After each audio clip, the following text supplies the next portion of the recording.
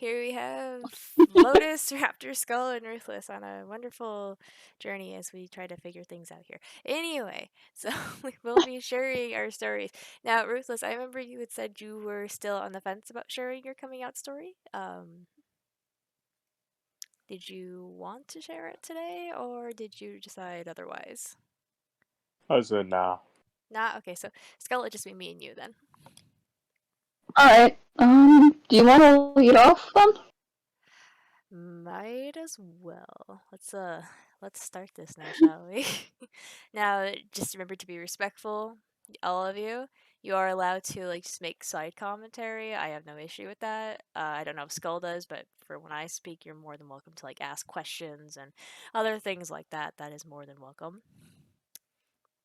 So I mean, like, side commentary for me, as long as you guys aren't, like, doing it to be malicious or mean, I have no issue exactly, with it. as long as there is no um ill will to it, then it'll be fine. But that should go without saying at this point, if I'm right. Hmm. Right. Uh, this is a fun story. So, I think the biggest defining thing about me is the fact that I am asexual. It is probably the one thing I have embraced the most out of all the spectrums, because I do belong to a wide variety of spectrums. But being asexual is probably the one I identify with the most because it is something that I actually started discovering first. I didn't actually start discovering my sexuality till I was probably out of high school. And I think most of us are, you guys are younger than me still, but like you have an idea because like I grew up in like the late 2000s, early 2010s. Like I even graduated in 2014. So that was really a period where we still didn't have a lot of representation. There was not a lot of people talking about it. Like hell, even gay was used as an insult during school. And that was something like very taboo. You didn't want to be seen as gay because if you were seen as gay, you were the outcast, and no one would have liked you. Hell, um, even when I was in high school, Funny how even we've then come being even gay in the was last few years. it's just yeah, it's really just been in the past few years because even like in like the mid 2010s and probably even going into the late 2010s, it was still a bit of a bad environment for building up like queer youth. But essentially, yeah, like when I was growing up, we didn't have that representation, and I'm sure if I had what students do nowadays, then it'd probably be a whole different thing. But I didn't start actually discovering that I was part of the LGBT community until I was out of high school.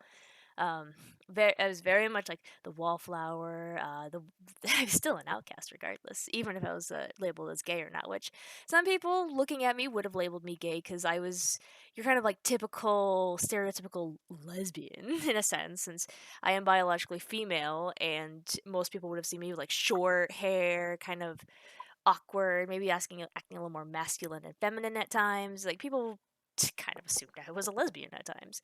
I even had one of my friends think I was a lesbian. So like, yeah. But I didn't start discovering asexuality till I was out of high school, and it kind of just started off as me discovering that asexuality meant like you had no libido, like no sex drive, which obviously isn't what it is, but you still have problems finding what asexuality actually is. Um, I still find some sources that like I'll get into this a little later how like asexuals don't have sex at all, or like it doesn't make sense that asexuals would want to have sex or feel that drive to have sex. Like it's not what it is. It's just simply you don't have like that attraction. And I wouldn't find that out until like later on. But even when I was starting to dive into the fact that I might be asexual, um, I still had people asking me like, "Well, how do you know you're asexual if you've never had sex?" And when I just say I never had sex, it's something I've never been interested in.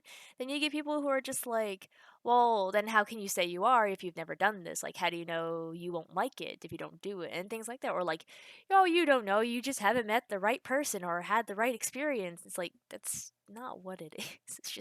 It's a feeling you know, and there's different spectrums of asexuals, obviously.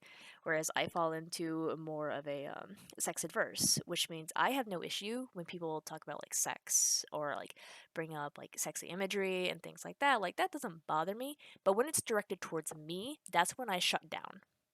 Or after, I'm not gonna lie, but like in the past like D&D sessions when I've had to like DM the role playing sessions, there's so many times that I just mentally shut off because I knew what your intent was for some of the characters. It was like for the NPCs, it was like to try and like get into bed with them. That just, it immediately just made me mentally like shut off. So I want to address that here, just like to apologize and also give you a reason why that happened.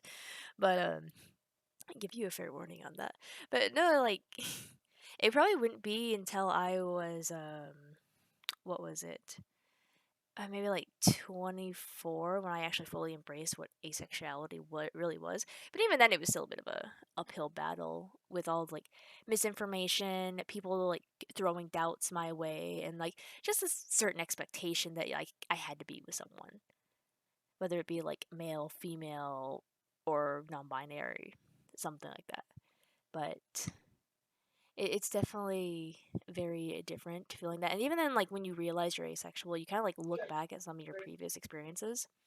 Like I'm going to share this here because one, I don't want you guys doing this because I don't think you will. But for anyone who's watching, I don't want you guys doing any of this. But even looking back, like in high school, because that's when I actually started dating, I could see even back then it was kind of showing that I was ace and probably even aromantic as well. But we'll get to that in a little bit.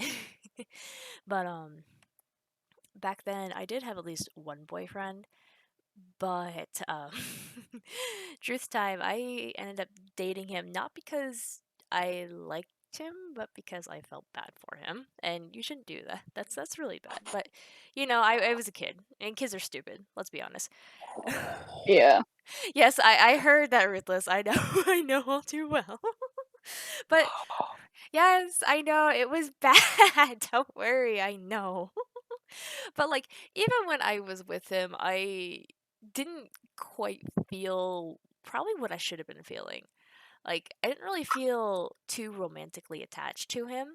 I didn't really feel any romance towards him at all. Like I did care for him, but probably not in the way I should, like how two partners would care about each other.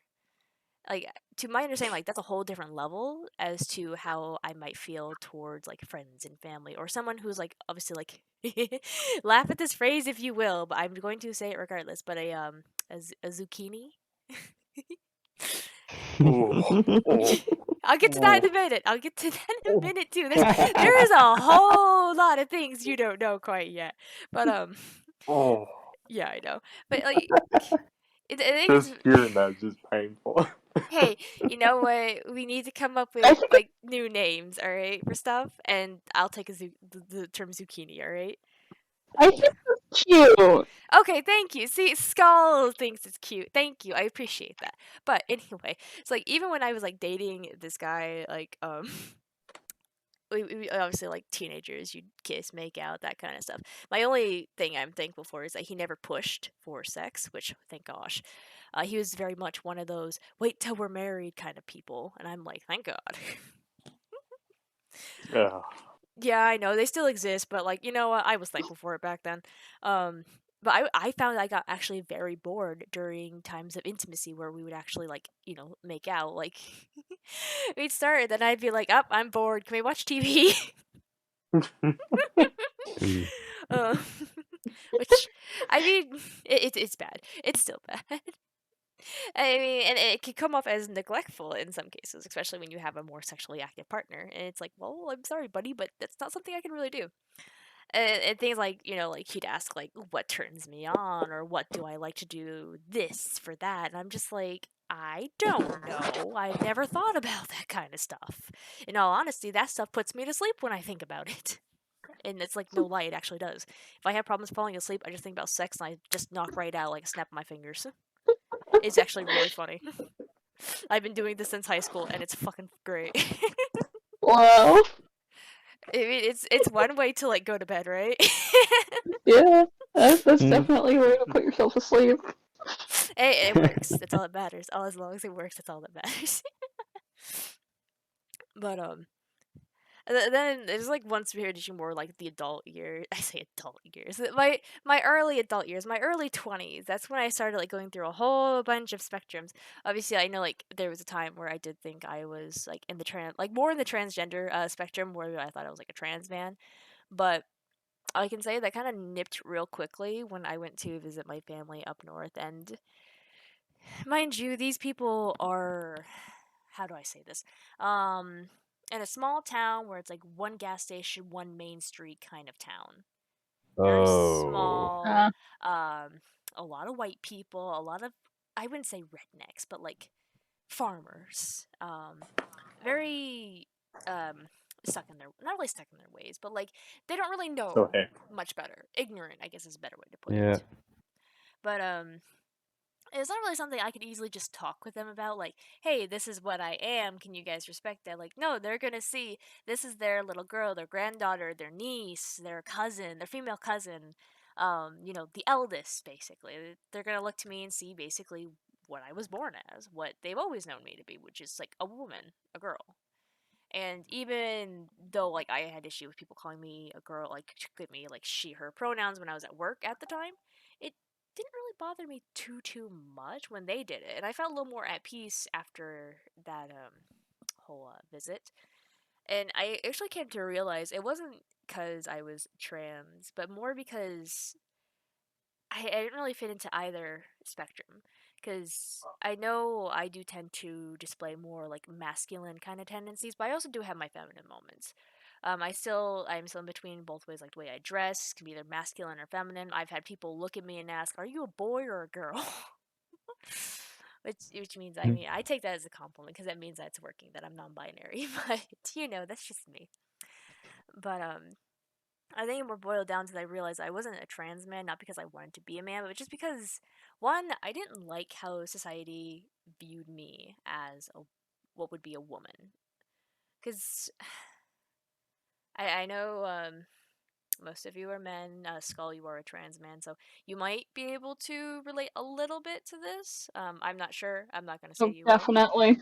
Okay. So Definitely. then like like how it feels whenever it's like you are seen as this and you'll only like you're weak and you have to be protected, or you don't really know any better because you're a woman. You get your emotions Oh, get I the better hate of that. you. Yes. Oh, I hate Or like gender you get those really stereotypes. or you get those Yeah. really, really bigoted kind of people where it's like the woman's job is only to have kids, and I'm like, oh no, Yeah. motherfucker. Which you still have those type of people too. I mean, just look at Twitter. I mean, most of them are pretty much like Oh trolls or yeah. just dumbasses, but like, you still get those type of people, which is kind of bad. But like, that Yeah, was a yeah. big thing. I wouldn't say I wanted to be a man. I thought I did, just because I hated how people perceive me. But I think it was more because like I just didn't really fit into either. Because when I thought about if I actually wanted to be a man and could be perceived as a man, I didn't like how some men could be, seen as how like they had to be strong. They couldn't show any emotion. They couldn't be weak at all. Like they are like everything relies on them. And I didn't like that because like I felt like that was wrong. And didn't feel like something I could easily portray myself as. So, and I feel like I was more like Yeah. an in between kind of thing. Like even as I mentioned, like even the way I portray myself with the way like my gender, it's like both ways. The way I present myself to the world is both ways. I fall into both and neither at the same time. And I do feel a lot more comfortable being non-binary than I do as being like labeled as like a trans man, personally. So I'm glad that discovery came along the way. But it the last spectrum of which I belong to is aromantic, and that's that one's a doozy. So I find a lot of ace people do fall into the aro ace kind of spectrum where they are aromantic and asexual, but obviously that's not always the case. You can be aromantic but still feel sexual attraction, and you can still be asexual while feeling romantic attraction. It doesn't always obviously go hand in hand, but this one's actually a more recent discovery. Now, I didn't know if you guys picked up on this because we weren't exactly very open about this because like it wasn't exactly the most important thing to tell you guys. But me and Dandy are essentially dating. Um, Oh yeah. I've known that for quite some Yeah. time actually. okay, good. It was. I Because had a I did feeling not that know was. that. okay, Raptor, I believe not noticing that you two, Skull and Ruthless. I'm glad you guys noticed because I would expect you two to notice. But Oh yeah. It came up very, very, very briefly in a casual conversation we had after a D&D session one day. okay. Then so that's when I would refer to someone as like a zucchini, but I'll get to that in a little bit here soon because this is it's part of the aromantic thing here. But that actually came up more recently and was something I was a little more afraid to confirm just because of my relationship with Dandy because there was a certain fear attached to that. But it's still basically the same thing as asexual, where you don't experience romantic attraction instead of sexual attraction. And again, it goes back to when I was first dating my ex, like back in high school. Like, there was no romantic love there. Like, something I could have perceived as romantic when I was younger, because obviously I'm a kid, I don't know any better, your fucking hormones are going wild, you don't know what the fuck's Mhm. going on. So, like, everything just seems to Yep. make sense in the most basic of forms. So, what I could have perceived as romantic back then, I can look back and be like, it wasn't romantic, not at all. Um, so it wasn't until I was like kind of like sitting in the car, I'm driving to work, getting ready for another fucking boring day because it's just my life right now. And I was thinking on the story I was writing, Otherworldly, which is a fantasy romance, mostly a romance than a fantasy, but it goes hand in hand. And I remember having this one thought as I was thinking about the characters and how to portray them and their budding relationship. And I don't know how this thought came across, but like it hit when it did, which was basically a how do I say this? How do I write about something when I don't know what I'm supposed to be feeling? Like that was the only thought I had, but it was enough to send me into like a bit of a tailspin. And I was just like, what does that mean? Like, does this mean I've never felt anything before? And as like I'm sitting there thinking about it, I'm like, I've never really felt anything for anyone. There's never been any like romantic tension, definitely no sexual tension or anything like that. But then I started thinking about like my relationship with Dandy, and I'm like, I honestly see this more as like not quite a friendship, but also not quite like a full blown relationship, if you kind of get what I mean. Hmm. Which is where it kind of comes It's into more like a really close bond than well, anything else. what it is it's a queer platonic relationship, um, which is something that people in the arrow spectrum do get into. Um, this is definitely something that I've obviously gotten into with Dandy, which is basically it's not friendship, but it's not a partnership either. But a lot of the interactions that people can have in a queer platonic relationship can very easily mimic people who are actually in a sexual or romantic relationship. Things like kissing, hugging, holding hands, even platonically marrying each other, living together, having kids together. It's that kind of thing. Like, it's not platonic, but it is, and it's not romantic and sexual, but it can be. Well, it can have those elements, I should say. Um, and again, that's where the whole the the zucchini thing comes in. So like, this is a term used by people who don't want to use friend because friend really does obviously simplify whatever words. Just friendship and kind of denouncing the closer feeling of the two people. Whereas partner can sometimes signify like a sexual or romantic partnership, which I can see some people not wanting to use that, whereas I don't know why zucchini, but like they chose zucchini, and I'm like, you know what? Let's fucking go with it. we're we're here. We're doing this. We're gonna normalize it. Zucchini. That's what they are. And the crushes that people can have is called squishes. I know, it's funny. Even I kind of laughed a little bit when I first read it. I'm not gonna lie, but like, it's Just it cute. is cute. Thank you. It is cute. It is I, an interesting See, name. I've heard the term squishy used before this. You have where have you heard it before? I'm curious. It came up. I'm in a lot of like Discord servers and stuff where there's a lot of different people that are in different parts of the LGBT community, and I think it just like briefly was mentioned as a thing. If it wasn't on a Discord server, then it was probably something mentioned on Tumblr. Okay. I definitely believe Tumblr because Tumblr is like the home of gay, at least to my knowledge. But no, yeah, like, and I didn't really like say what really kickstarted my my journey into the LGBT community, so I'm gonna share that real quick. I find it funny. I don't know how many of you put stock into like dreams and all that kind of stuff. I know to some people dreams are just dreams. Other people, the like dreams are like more than just dreams. Like if you know what I mean. But what actually started this wasn't my questioning of my sexuality, or my lack of sexuality, I guess is a better way to put it. I actually used to be a streamer, I think when I was like 21 ish, kind of. I remember I was a server at the time when I was streaming, so I had time for a lot of things. And I remember having a dream one night that I was streaming Overwatch in a basement. Oh my gosh, it's so funny you're thinking of this. And as I'm kind of sitting there, I just lost a game of competitive, and I kind of just like got really upset, and and then this woman, she was almost like Zarya. I kid you not. But instead of like the Oh. Russian accent, she and the pink hair, she had like long blonde hair. It was very muscular, and she approached and interacted with me in a very I wouldn't say, well, yeah, I'd say more romantic, like a lot more close, like not just kind of like the queer platonic thing I was mentioning earlier, kind of like that. And there was a familiarity to her and like a sort of like affection, and that's what I was kind of. And I woke up the next morning, I'm like, I don't think I just like boys. Oh my god. Oh. And yes, Maybe it was a soulmate from a past life. Oh, I wish. I mean, I do love muscular women. I'm not going to lie. I fucking love Zarya, Brigitte too. Like they are both very muscular women, and I love both of them. And it's because they are muscular that I love them. I love those kind of like strong women. It's also why I like Luisa too from Encanto, because she's a very strong, muscular woman, and I'm like, yes, I love you. I have no comments. I don't blame you. I mean, I can't say anything either. Do we need to bring up the Shark Prince?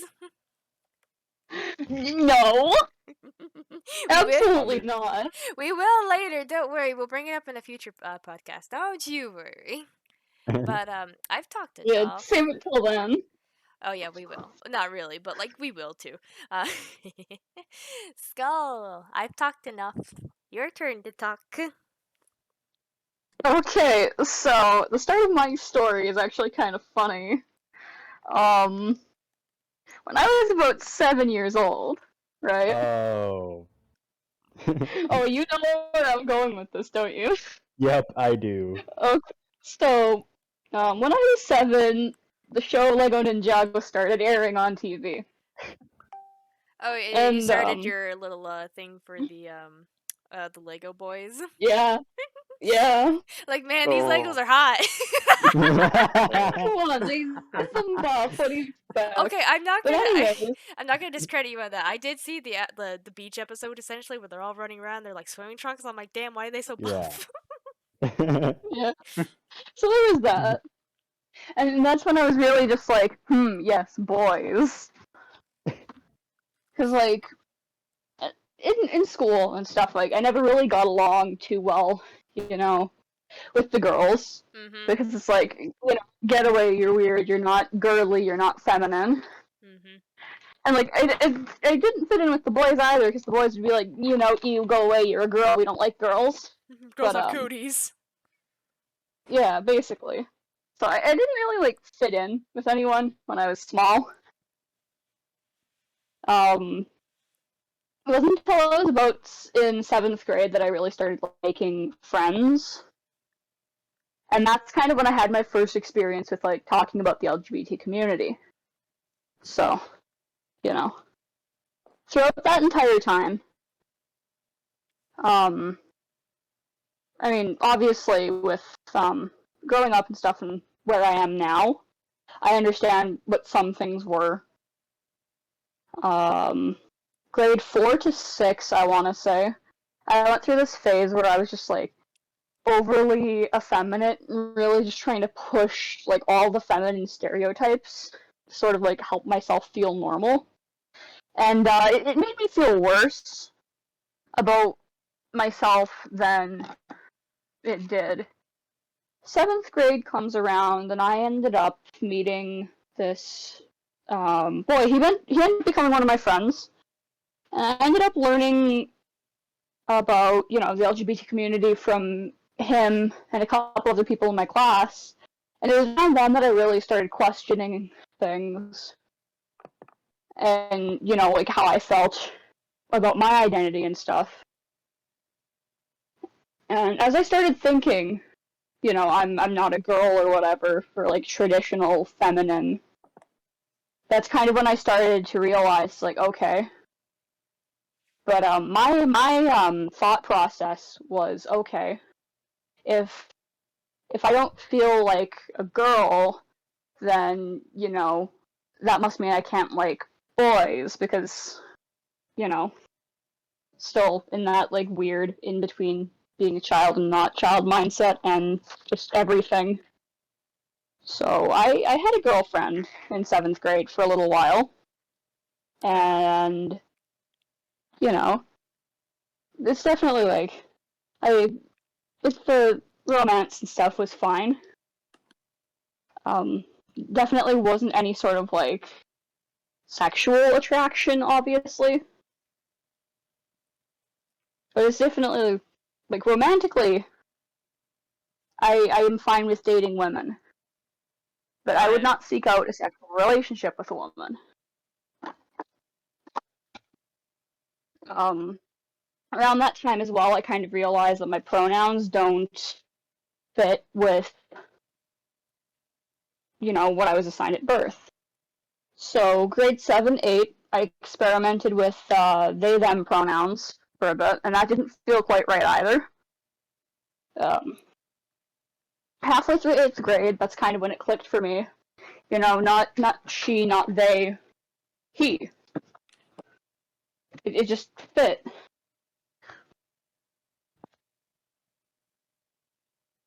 And since then, I haven't really looked back on that discovery. When it comes to romantic and sexual attraction, I was still quite confused up until maybe 2 years ago. It wasn't that long, but still long enough that just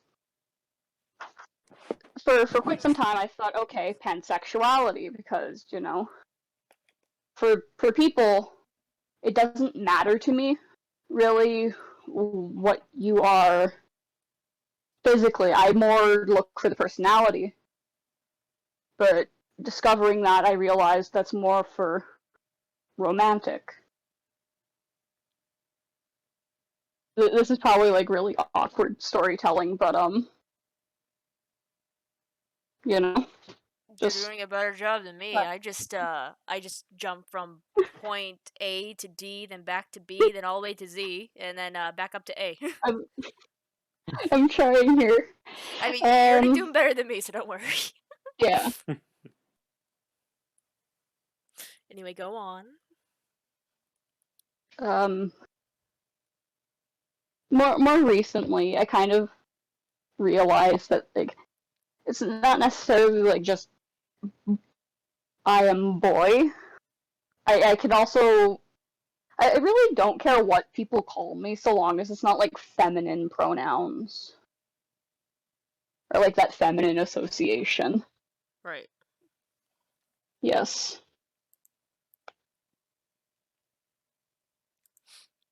Anything else you want to Um, share? I don't think so. Because I know we're gonna like talk more about this in a way later Right. once we start talking about what certain things mean to us or whatever with our plan here. But yeah. Not a problem. And just to like kind of keep on to like, because you kind of reminded me of something when you mentioned the Lego boys, the Lego ninjas. um, Kind of reminded me a little bit like because obviously I didn't make this connection when I was growing up, whereas you did. When I was growing up, I actually did find female characters a lot more appealing than I did man characters, especially the goths. Like Oh heck yeah. yes, like Thorn. from the Scooby-Doo, I think it's like the witch one. I don't remember what exactly it was, but I remember she like the Hex Girls. You had Thorn, the singer, and like that song. Oh my gosh, it's still my favorite one too, and there's so much nostalgia behind it too. Um, but I remember Thorn It's was one kind of of the like movies, wasn't it? it is. I know it was one of the Scooby Doo movies. I know she made another appearance in the Mystery Incorporated show, but like I don't know, it's not the same as the movie because like she was just sexy in the movie. I'm gonna say it. And then like another thing that probably should have tipped me off that I liked girls was my little obsession called lightning. Yeah, Hush. I I can't say anything. Also, Lightning's amazing though. Like the moment I yeah, saw her in 13, I was just enthralled by her. Like she fucking kicked ass. She was a badass. Like she took on like all the fucking Psycom soldiers by herself and basically freed the entire train while Saz was busy taking care of everyone else. Like she was a fucking badass. And I love like her just character throughout the entire thing. And I do love 13.3 because it is the purest form of fan service where I can watch Lightning walk around in a fucking skimpy ass bikini and it is fucking great. No fucking shade here. But like and then obviously later on when it came to Overwatch there was characters like Zarya and Brigitte, like two type of women that like I really love. They're very like I don't know, Brig still kind of like has those her feminine moments, but like they are both very like strong women, like very dependable women, and I absolutely love both of them. There's also Mercy too, but like who doesn't love Mercy? Come on, who doesn't love Mercy? That just might be me. admittedly, I will admit this. I like Zarya a lot. Like, if granted, I'm not much of an Overwatch player. I just seen clips of each character. Right? So if I'm like looking at comparing the clips, I'm a little bit more biased towards Zarya. I I think mean, you know why. yeah, no, definitely. I mean, like Zarya was also in first, and Brigitte has a lot of like kind of hate towards her in like gameplay sense. But personally, like character wise, I love both of them. I like Brig a little bit more just because of like how she is. Like she's that reliable squire. She's going to be there for the man that she like calls like the knight, essentially. Like she's a squire to the knight. She's essentially like the apprentice, and I love that about her because she's always going to be there. She's always helping people. She's very supportive, and I love that about her. But they're like those women Get should me a have like strong tell me lady and who can realize it. crush my head like. Oh my gosh. Get me a get me a strong lady who can crush my head between her thighs like a watermelon. Did we just get like Poppy and fucking Slayer in here? Oh God, no, no. Oh Oh, my gosh, we didn't hear the end of it from those two. But moving on. So I'm going to probably put our flag section up first so we can talk about that real quick. So we can go into a little bit more about like the certain spectrums that we're part of and probably like be a little more specific about this. So I will who wants to go first? I will say this. Who wants to go first in sharing what they are? No takers, because if no one goes, I will go first. I have no issue going first. you know what? Sure, why not? Alright, so I'm going to start with the buy is for both you and Raptor. So we have the flag up. You guys have the floor. Feel free and share. I actually discovered mainly because I discovered it because I had like a friend of mine that was like gay, and he was like, one day I like, and he was like, he was kind of low key about it, but with like out in public. But when if you like get to talk with him a lot, you would immediately know that he was gay. But he was like, "Hey, do you want to actually try this?" And I was like, "Try, like, a relationship on that?" And I was like, literally was like, "Ask me out," and I was like, in my head, I'm like, you know, why not? Hey, there you go, right? And that's how I thought it was a decent. Granted, I kind of prefer women, like sexually women more, but I'm fine with it, whatever. Okay. Which we'll get more into that a little bit later too, regarding preferences. But anything else you want to share, or you good to pass the floor to Raptor for that? Granted, the only one problem, I didn't feel like a close, like, yeah, it felt like he felt like a friend. Like, it felt like a good friend, but it just didn't land I get as that. well as like yeah. And there were other shit That's definitely fair. that came up that I don't talk about it that much mainly because it's just like it would reveal more of the relationship. No, you're good, and you don't need to share more. That's perfectly fine. Like what you shared is Yeah, perfectly good, Ruthless. yeah. Like only share what you're comfortable sharing with, so that's perfectly fine. But are you good to pass it over to Raptor, or is there something else you'd like to add to it?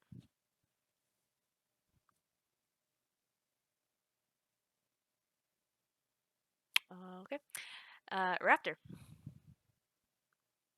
All right. Raptor. To be honest with me, there's not really a lot to share. Uh, How'd you realize you're kind of like a bi-carrier slash bisexual? Because you're kind of like leaning more in towards the bisexuality more at this point, with like how we've been throwing you at men at this point. yeah. To be honest, I didn't really have time. Didn't spend a lot of time. I didn't really. God, how do I word it? It wasn't really a long period when I started like questioning Thinking myself, about. thinking about those things, because as you guys know, no one watching knows,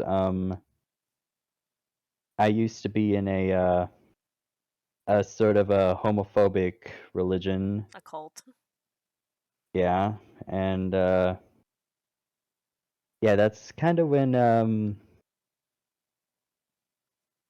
I was kind of like following along with that. You know, I didn't want to disappoint God or betray him, I was about to say, all like, that even stuff. in, like, because obviously I'm not going to say what religion it was, but, like, in that religion, like, that's, like, the type of environment it fosters too. Like, it creates like, a sense of conformity. Like, you have to be part of this. And, like, that's, like, one of the biggest core things I know of is, like, you can't really deviate from what the Bible says, even though, like, it's changed the New Testament too. So, like, you I know. mean, like, Yeah. I guess it also depends on like which church you go to and like which specific type it is. Because like I used to do volunteer work and stuff in a church or whatever, and I know a lot of like the older people there weren't necessarily open to a lot of the like it wasn't necessarily like something that was like But too that can be a little openly different talked about or too, whatever, and it though, was because still looked down upon. well, it can be also different too, because like it's not necessarily the religion there in that case. It could also be like just the older generation's mindset. Because Yeah, I'll discuss this Hmm. a little bit more when we get to like talking about like transgender and that community. But there was an experience where I used to work at a nursing home with a transgender person, and the whole thing that caused. But I'll get into that later.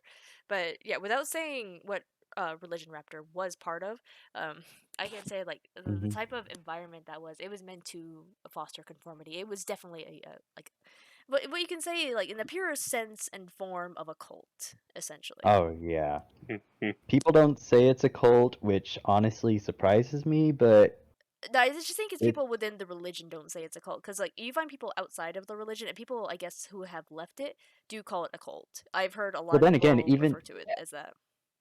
even some people outside of the religion, like researchers, even some researchers, even I think, wouldn't consider it a cult. Researchers are weird. well, I mean, it really depends on like how you look at it, though. Like how you look at it, what you're looking at, and also like which groups you're looking at. Yeah. Yeah. I think we're getting a little bit off track with this. A little bit. This is like a whole different discussion. But though yeah, for you, Raptor, you didn't really have any time to actually question yourself because of the environment you had grown up in. But now Yeah. as I said, that wasn't long ago. Like, when I met you, Lotus, technically I was still in it. Oh, really? Damn. Yeah. My condolences. Yeah, you've probably heard some things from me, and I'm not sure if I've ever apologized for those things. Raptor, I I'm am gonna not. be fair right now. You don't have to apologize because I'm barely lucky to remember last week. So you are perfectly fine. Okay, thank whatever's out there. Yeah. But what little time I did have, honestly, going back to the Ninjago thing when I was little, when I watched it, Oh. I think I might have liked Grown Up Lloyd. I'm not Ah. gonna lie. And like we discussed, Skull, he is technically an adult because he does go through the mental growing up process too in that episode as well. I mean, I will admit I've seen some nice fan art. Teehee. Uh-huh. But well, we get to talk about that another day. Yes, we will. Uh, Yeah, and obviously, Kid Me didn't want to question that. You know, um, oh, I I think know. it really had the capacity to question it though either. I don't think any kid us really had the capacity to question it. I didn't question myself liking the girls more. You guys didn't really question why you like the guys so much more. You just like kind of accepted it. yeah. It's like, ooh, they look Just like nice. this, okay. This is okay. This is fine. This is perfectly fine. Admittedly, when I was Throwing one of younger, those little childish giggles. Teehee. Go ahead, Ruthless. You were talking. when I was younger, and I was like little kid, I always like everyone used to fucking you like all the guys would hate my guts because I was like the least masculine kid ever. I was like the fat, had like these had like girlish eyelashes. I still have them to this day of like long eyelashes, and fucking used to be so short, weak, and I would be such a little. I was used to be such a little bitch, and the girls, it was like the group where I felt like they were like fine with me. I did only had one guy friend, and that one guy friend throughout throughout the whole elementary school until middle school. I think maybe middle school subconsciously I think I developed like some type of like emotional bond that made me, and later on when I was after high school I realized, shit, I'm done with the whole, Which and also, that gets a. Let me bring up that flag too. Well, the demi flag, the demi arrow flag. Which, going off the story you just shared, like how you've had that friend for a long time and you developed that close emotional bond. That's basically what it is within like the demi romantic and even the demisexual spectrums as well, which obviously still fall under the aromantic and the asexual spectrums. But it just it doesn't necessarily mean you still can't have like those kind of like how do I say it? You can't feel that kind of attraction. It's just you only feel it when there's that close bond established. yeah, I mean, hell, even I thought I was demi romantic at first too, because the like the squishes that I would feel, I would only really feel it when I would had gotten close to friends. That's how it was with Dandy too. Like when I started actually kind of like feeling something, what I had assumed was like obviously romantic feelings, because well, how the fuck am I supposed to know? I don't know the fuck I'm supposed to be feeling, and when I felt those, I'm just like, oh, it's just I'm demi romantic. I only really will fall for someone that I've established a close relationship with. That is, of course, until I realized I was arrow, but that's something else entirely. But that's demi right there. Going into the next one, Skull. I'm gonna give you the floor for this one because it What? is the M/M flag, Oh. like Oh. the gay men flag. This is where you get to shine because this is you. So, I don't really like necessarily have a story with this specifically, but imagine like the rainbow flag and how that was like before sort of seen as like okay, like just generally gay, but take that, turn it into this, and think just men. Basically. I think it's also kind of like modeled after the old lesbian flag. There's a lot of lesbian flags. Um, I was reading and like it's supposed to be more modeled after the original seven color or whatever it was rainbow flag, Oh, really?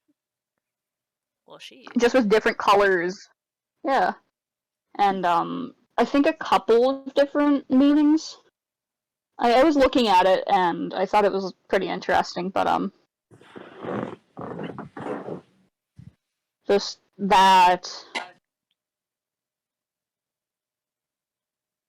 each color stands for something different. I could not tell you off the top of my head what those different color meanings are, Right. I mean, to be fair, I but don't think either of it's us there. could really do that right now. We'd have to like genuinely look it up, and I'm just like, I don't feel like doing research right now. To be entirely honest with you, if I Yeah, wanted to like genuinely share what all because like every flag means something, but overall, it's meant these things are meant to obviously provide a sense of unity. Like these are supposed to be something that we can wave around and show what communities we are part of, and just like kind of show off to obviously other people in those communities. Like, hey, here I am. I want like I'm part of the same community too. Like, look at me. That's kind of like just basically what these are. And we're just kind of sitting here like, hey, here we are with these flags. These are what we are too. Which let me see. Where shall actually Mm. for you? Oh no, I didn't add it. Okay, well, I have it here, kind of. I'm bringing up the basic pride, not basic pride flag. I'm bringing up the progressive pride flag just because it has part of the trans flag in there, and I forgot to get the trans flag, so I apologize. how dare. I know how dare, all right? I know, I know, but yeah, no, I forgot it, and it has some of the trans colors on there because progressive flag, Yeah. but it So works. It just works. with the colors of the trans flag, you have what is the typical color association for baby boys, which is blue, the typical color association of the pink for baby girls, and then the white symbolizes everyone who is, transitioning, non binary, gender fluid, just anyone who doesn't associate with, what they were assigned as at birth. Or, I think it also the white is also inclusive of intersex people as well. I So wouldn't be it's able to just verify that. big umbrella. But With obviously a for bunch of me, smaller ones in there. yeah. Um, I guess for me, the flag really just is a symbol of me coming to terms with me. I know, why I felt the way I did when I was younger, and I'm at peace with it now. There are still some things, that I want to do and change, but, for where I am now, I'm a lot happier knowing who I am.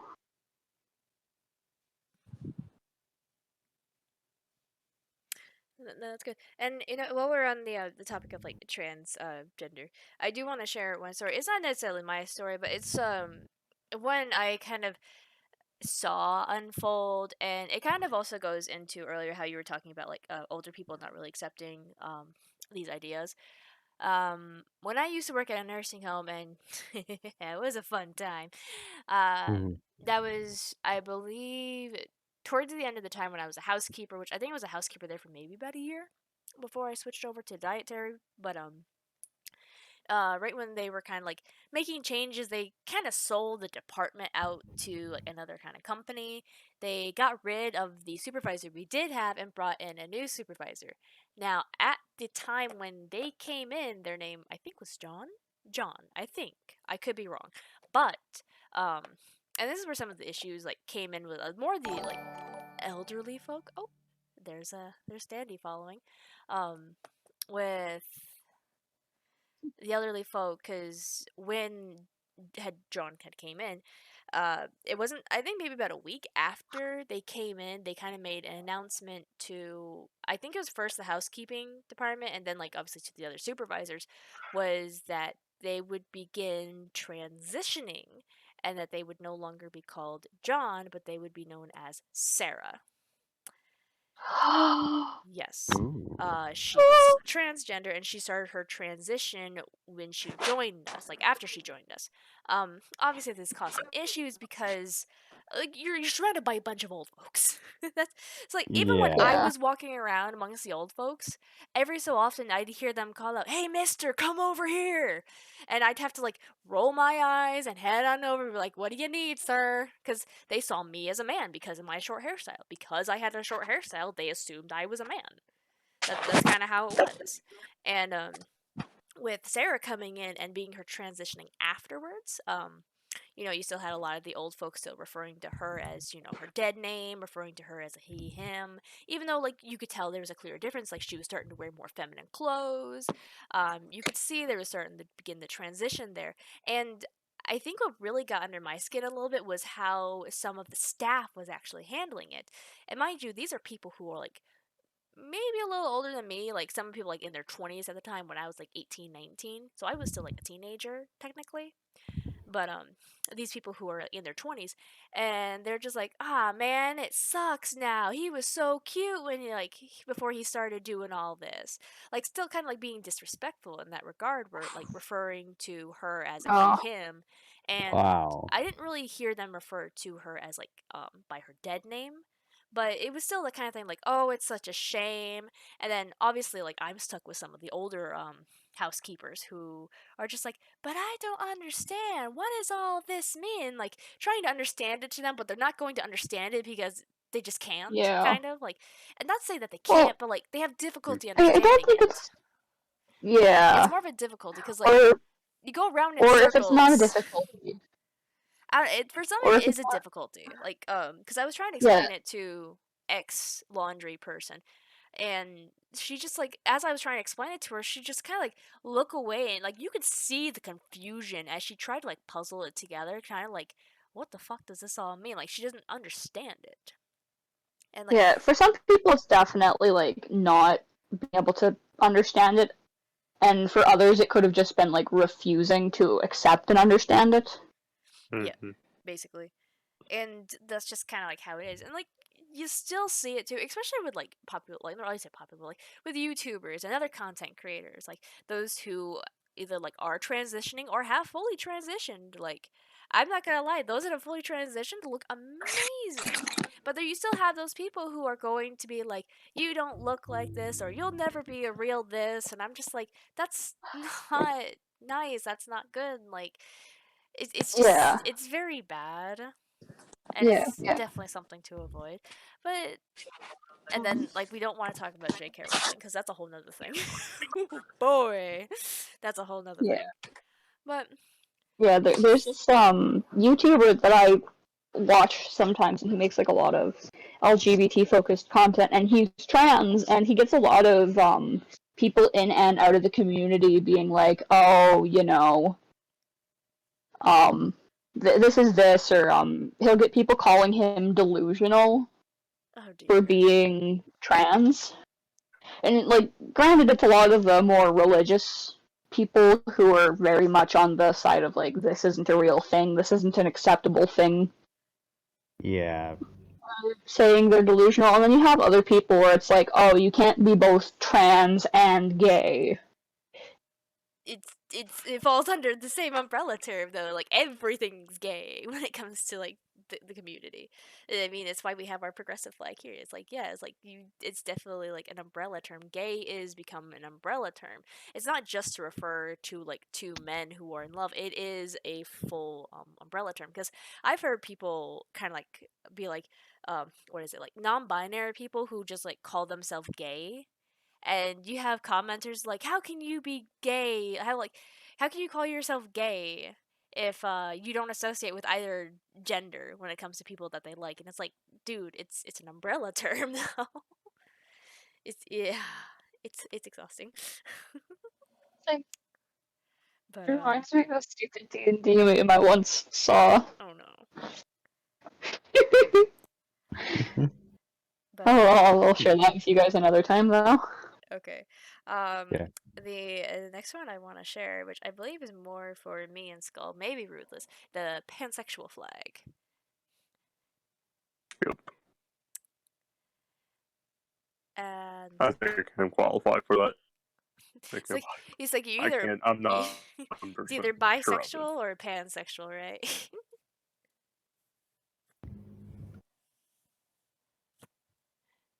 But Let me read. Uh-oh. We lost Uh, Ruthless. did we? Uh-oh. Yeah, Yeah. he just... He started talking and then DC'd. Oh damn. All right, but while we wait for him to come back, Skull, I remember you. Welcome back! He's back. I think so, yes. Yeah, he's back. I see him. Back. So yes, going into pansexual now. Do either of you want to say something before I do, or what do we got going on here? For me, it's not necessarily like pansexual so much as panromantic. Just take this and let's put it on top of the emblem flag as a heart. Just like kind of like explain that as a whole, because like I'm gonna say this right now. Everything is a spectrum. Romantic attraction and sexual attraction do not equal the same thing. You, like me, I am aromantic and asexual, therefore I feel neither attraction. However, people can feel some or little. In which case, like, you can be sexually attracted to a certain type of people, while you can be romantically attracted to a different type. Or like, preferences exist, obviously, but like, yeah, like in the case of Skull here, obviously it's like he's more like sexually attracted to men, correct? And then you're romantically, you're more like pan, correct? I have a very interesting. Let me mute for a minute. Fair enough. And Ruthless. I'm like questioning between. I'm just questioning if I'm pansexual, mainly because I can definitely see. I remember one non-binary friend that was like, I don't know how to feel. That's I was pretty decently close. It very well might be. It's definitely one of those things. Like, obviously, you experience, like, you'll know through experiences, or just like you kind of know sometimes. But like, Yeah. I feel like also with like pansexual or panromantic, it would like kind of clashes, obviously, with like bi, because like not a lot of people also understand really the difference. Because they'll look at the two flags and the two communities and be like, "What's the difference? Aren't they the same thing?" It's like, well, no, they're not. They're the difference is that like bisexual people like people based on the binary of it, like male or female. Well, male and female, I should say, not male or female, like both of them. Whereas pansexual, you don't give a flying damn what it is. Oh, hey, there's Kitty. Kitty just followed us. Yay! Hey.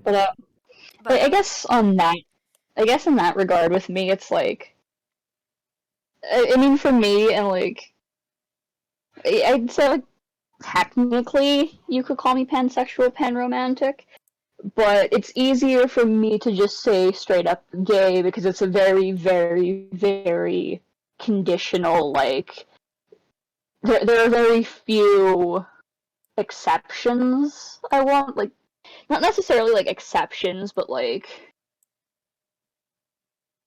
it's hard to explain. Preferences.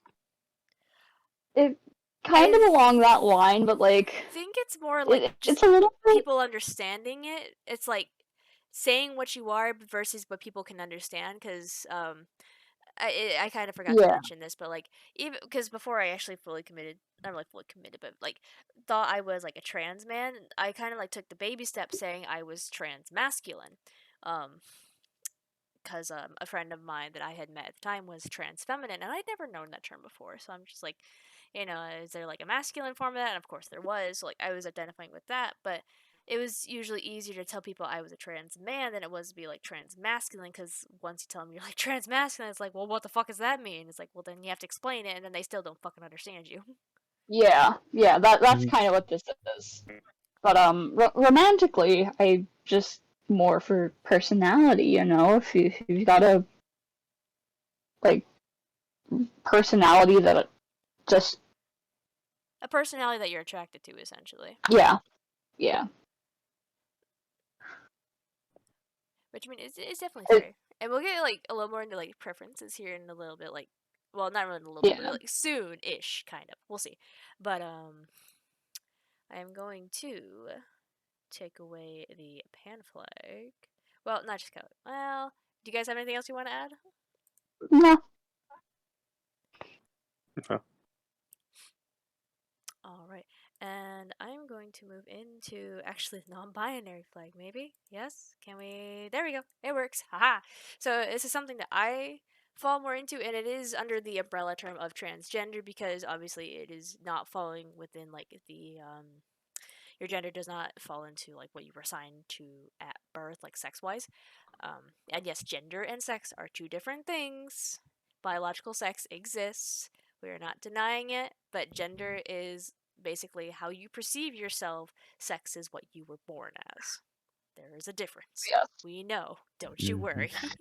But I am I was female, like signed female at birth. I am born a female. I am purely female, but my gender identity does not obviously associate with either binary. I kind of like you could almost say I'm gender fluid at some days, but I honestly feel like non-binary fits a little bit better for me just cuz I really don't give a fuck what people see me as cuz I'm neither and both at the same time. And it doesn't really fluctuate too much like you kind of would see with some gender fluid people how they'll go like like days or weeks or months as like a certain going along with like a certain like female or male kind of like gender feeling. For me, it's just Yeah. like I really don't give a flying fuck. I don't feel a part of either one. Obviously, I still have my moments where I can be masculine. I have my moments where I can be feminine. I have my days where I am fucking both. But like, no, I definitely fall into that category of non-binary because I really don't associate with either. It's basically all it really is. You don't feel like you belong to like too feminine or too masculine, and I've always been kind of that way growing up. And I guess like even without knowing that gender expression for myself, it still kind of alienated me a little bit. I think for like most of us can feel that too. Like um, I try to fit in with the girls because the guys don't want to hang out with a girl, even though if you look like a guy, kind of. Yeah. They kind of tolerated me in like sixth and seventh grade because there was one day I was hanging out with the guys and they're like, like she's the only one that like the only girl that hangs out with us. And they're like, she's not one of the girls, she's one of the guys. I'm like, that's fine, that's perfectly fine. I was fine with Yeah. that. But like, it just added to some problems that I can get into here soon, which are always fun problems. Yay! But yeah. So Oh boy. fun, right? All right, so I'm gonna go on to more of a tangent about being aromantic. Who's ready for this? I certainly am. Let's go. All right, so to just reiterate, aromantic is basically you feel no romantic attraction. Um, Obviously, I can say this right now within the aromantic spectrums and even the asexual ones, but I'm gonna get to that here when I get to asexuality. Basically with aromantic, there's like technically three big kind of categories you can fall into amongst like pure aromantic. I'm not including like gray romantic or gray sexual and stuff like that, because that's a whole nother thing, and I'm not part of those spectrums personally, and I don't want to give off bad information about them, so I'm going to sit here and talk about the ones I know personally. And these kind of like go hand in hand with asexual, so. But with aromantic, there's like romance positive, romance neutral, romance adverse, which I found that one out recently, and then romance repulsed. So it's very similar to the asexual spectrum, where you have your sexual positive, sex neutral, sex adverse, and sex repulsed. It's very similar in that regard, whereas like romance positive people are like generally more inclined to accept like romantic gestures and things that would be perceived as romantic, like obviously like romantic, not really romantic, like relationships, like the queer platonic kind of ones, um like hugging, kissing, holding hands, kind of like just like general kind of displays of like what could be affectionate, like romantic kind of ways. um and then you have romance neutral, which is kind of like they don't care either way. They're kind of like that middle ground. And romance adverse is very similar to the sex adverse I had mentioned earlier, where like you're fine with people like talking about romance and going on about romance, but when it's directed at you, you kind of just like shut down and you're like, no, no, no, not at all. Whereas then romance repulse is like nothing at all. Like you don't want it directed towards you, don't want it anywhere near you. You find it absolutely sickening. You just don't want any part of it, essentially. Um, and I definitely fall into like the romance positive because I think a lot of us can kind of relate to this, how Disney kind of shaped a lot of people's lives. And for me, it was with the princesses. Like, granted, Mulan is my favorite of them. However, I saw a lot more, we all saw a lot more of like the romances, like the princes saving the princesses through their journeys, and like the ultimate end goal was marriage for a lot of like the early Disney movies. Like at the end of a lot of the Yeah. movies, they'd end up getting married. Obviously, you don't see it as much in a lot more of the modern Disney princess movies. I mean, Tangled, well, you got Tangled Happily Ever After kind of short, but like I digress. But I mean, technically, they kind of did that with Frozen, but they also made fun of it as well with the trope. yeah, they did. Yeah. But Mhm. like you get what I mean. Like you're surrounded by romance essentially everywhere. Like it's really everywhere, even in books. Like especially like in the young adult genre, we find a lot of romance, especially amongst the subplots. Now, I'm not gonna like take a crack at romance books because obviously that's what it is. It's supposed to be that light, fluffy, fun, romantic journey that you're not gonna get otherwise. Like it's meant to be self-indulgent. It's gonna be a release. So I'm not making fun of romance novels. But in a lot of other like sci-fi, fantasy, sometimes mystery, like it doesn't matter the genre. There's always usually, not always, there's usually a romantic subplot cuz obviously like, that kind of stuff sells. It's the same way with sex sells. As Yeah. a friend on Twitter was quick to point that one out. Mhm. But Yeah. it's just something that I'm sure like most of us grew up with. But I can say for me and like just the general family I had, romance was kind of like a must almost. Even though growing up I saw a lot of strife amongst the couples in my family, my own parents had a lot of fighting, my aunt and her husband had a lot of fighting, my uncles couldn't even hold down a fucking woman. Like they were always alone to raise their kids basically.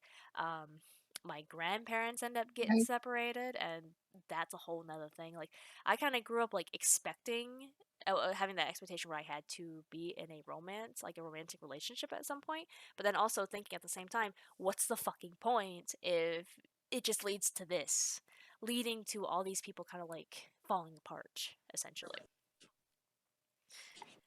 And like then just made even worse when you get into like, oh, I'd say more middle school, because that's obviously when you're more inclined to like start puberty. I know some people do start as early like fourth and fifth grade, roughly, but usually most times you tend to start puberty around like like middle school, sixth, seventh grade, maybe eighth grade if you're a late bloomer. Um, maybe even freshman year. I don't know. It's hard to say. Everyone's body's different, but Mhm. it's definitely reaching at these points like especially in the era that I grew up in, obviously the 2000s and early 2010s, there was that kind of like expectation and the like if you weren't in a relationship, you were kind of falling behind, or like you were Yeah. you weren't really gonna get anywhere. Like there was that expectation you had to be in a relationship, or that you just were undesirable, essentially. Which that's never a fun feeling to have. And I remember, Yeah, I felt that feeling before, see, actually. Raptor gets it. Mhm. But Um, hold up, I'll finish my story. But my rant, I think that's a better thing for it, rant.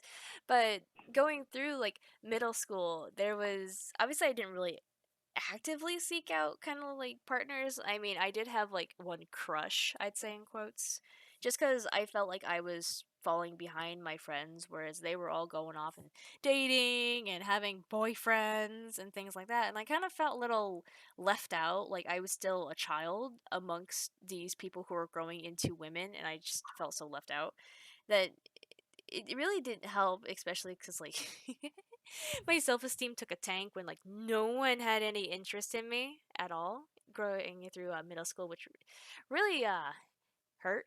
And going into high school, even though I had like a boyfriend, he was pretty much the only one that actually showed any interest in me throughout the entirety of high school.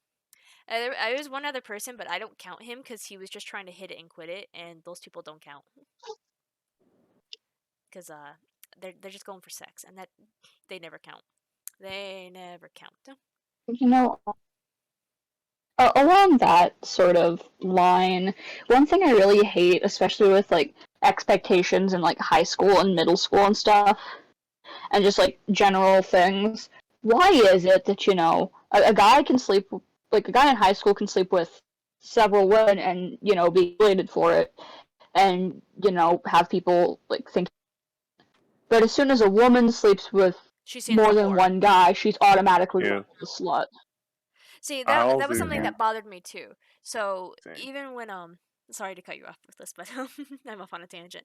But even when I was in high school, and obviously I had my boyfriend and things like that, he had ended up leaving like a hickey on my neck, and obviously I didn't know it was there, but my mom was the first one to see it, and she exploded. She went nuts. She immediately went to get me foundation to try and conceal it.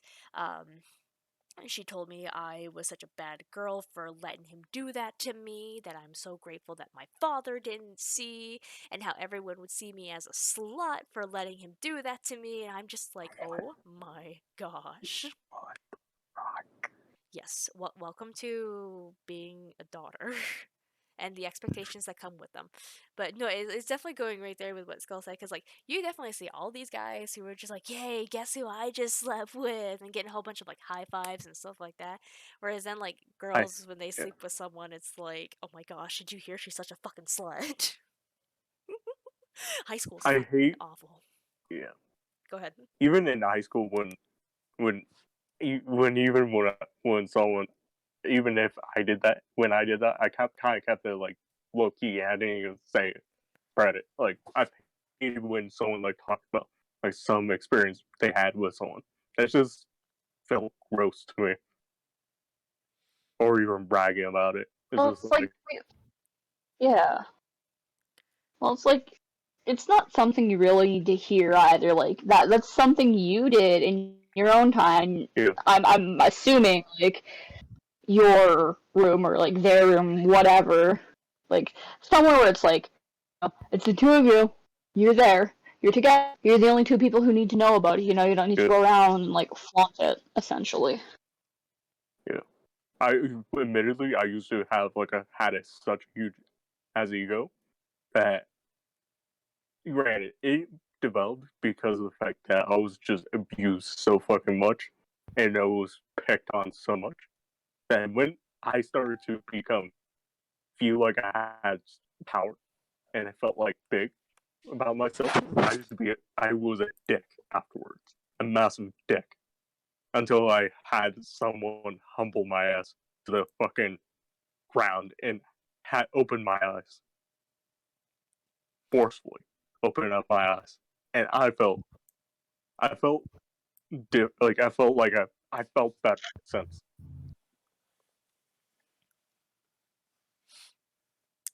I see. So I just view that shit just. it's just also how some people are, because again, it's something our society also kind of glorifies too. Like it's just really bad with how things are. Obviously, like again with romance, it's something that's kind of like shoved down our throats. It's something that's just genuinely expected to happen to us at some point or another, when that's obviously not the case. Um, and while I end that little discussion on aromantic, I am going to now open up the discussion on asexuality. So then we can just continue, go into the even bigger rant about sex, and that and that. So let's have fun with that. So obviously, as on the opposite end, this is just basically you don't feel any sexual attraction. You can still have sex if you are asexual, just like with aromantic people. You can still be in something of romantic relationships. They are queer platonic ones, mind you, more often than not. But you can still engage in certain activities when you are this type. Obviously, like they most people usually are like more sex positive and sex neutral who tend to do this, and they usually do this when they want to like either feel that kind of gratification, they want to make their partner happy, or they're just kind of like curious about it. Like people who are asexual do have sex, not all of them, but some of them do. That is important to remember. I, however, will never have sex.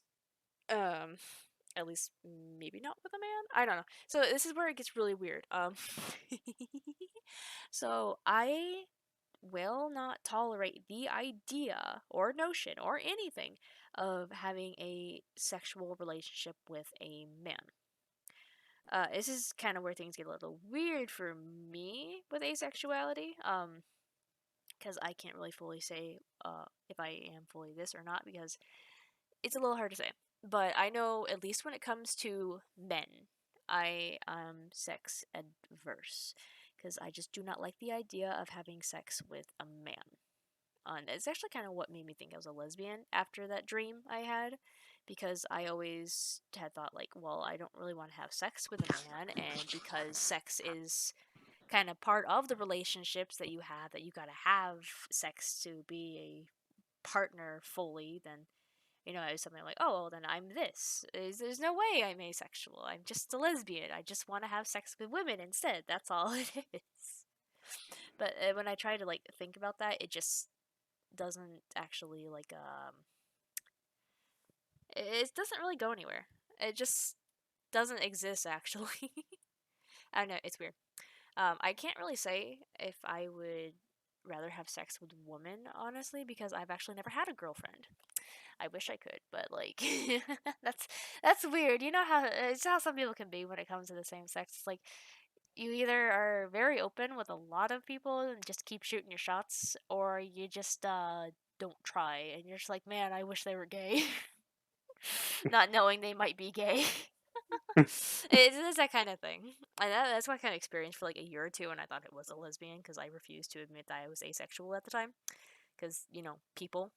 But no, yeah, this is definitely an area where I get a little sad, because as one of my friends on Twitter was quick to point out, how one of his tweets about eating pussy got a lot of engagement, whereas when he was just talking about making a language, got like nothing. Which you guys should know which friend I'm talking about. You've seen him in the Discord.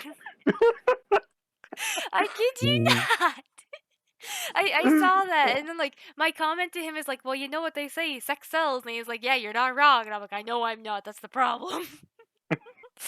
I wish I was wrong Um, though. with simplifying the explanation of like being arrow and ace, and like the neutral and positive side of that. Um, One of the artists I follow used the example of I can eat, but I'm never starving, but it doesn't mean I don't like cooking. To like explain it in a simple way. I Uh, Mhm. huh. yeah. Huh. That's all I Like, gotta say. I don't know what else to say to that, to be quite honest with you.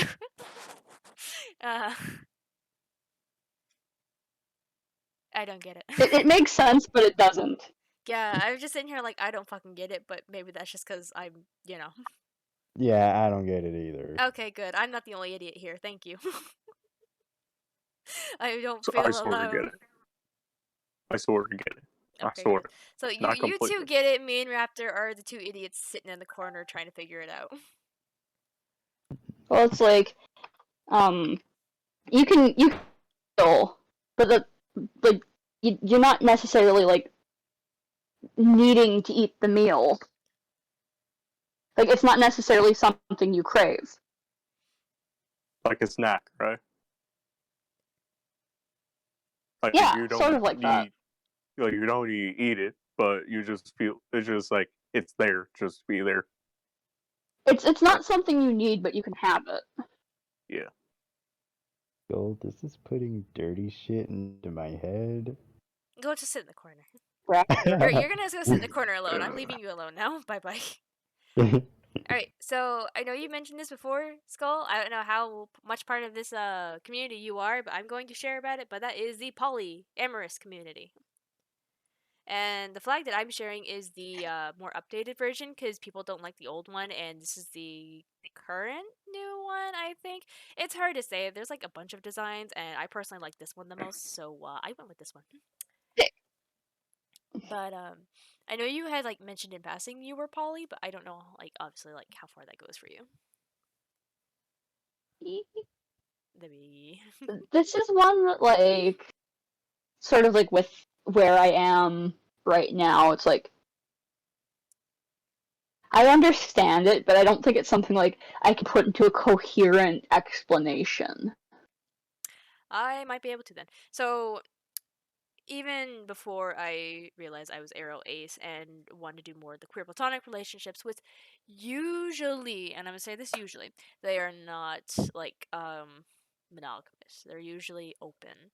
Um Not always, often. You still get people who want to just like be with that one person technically.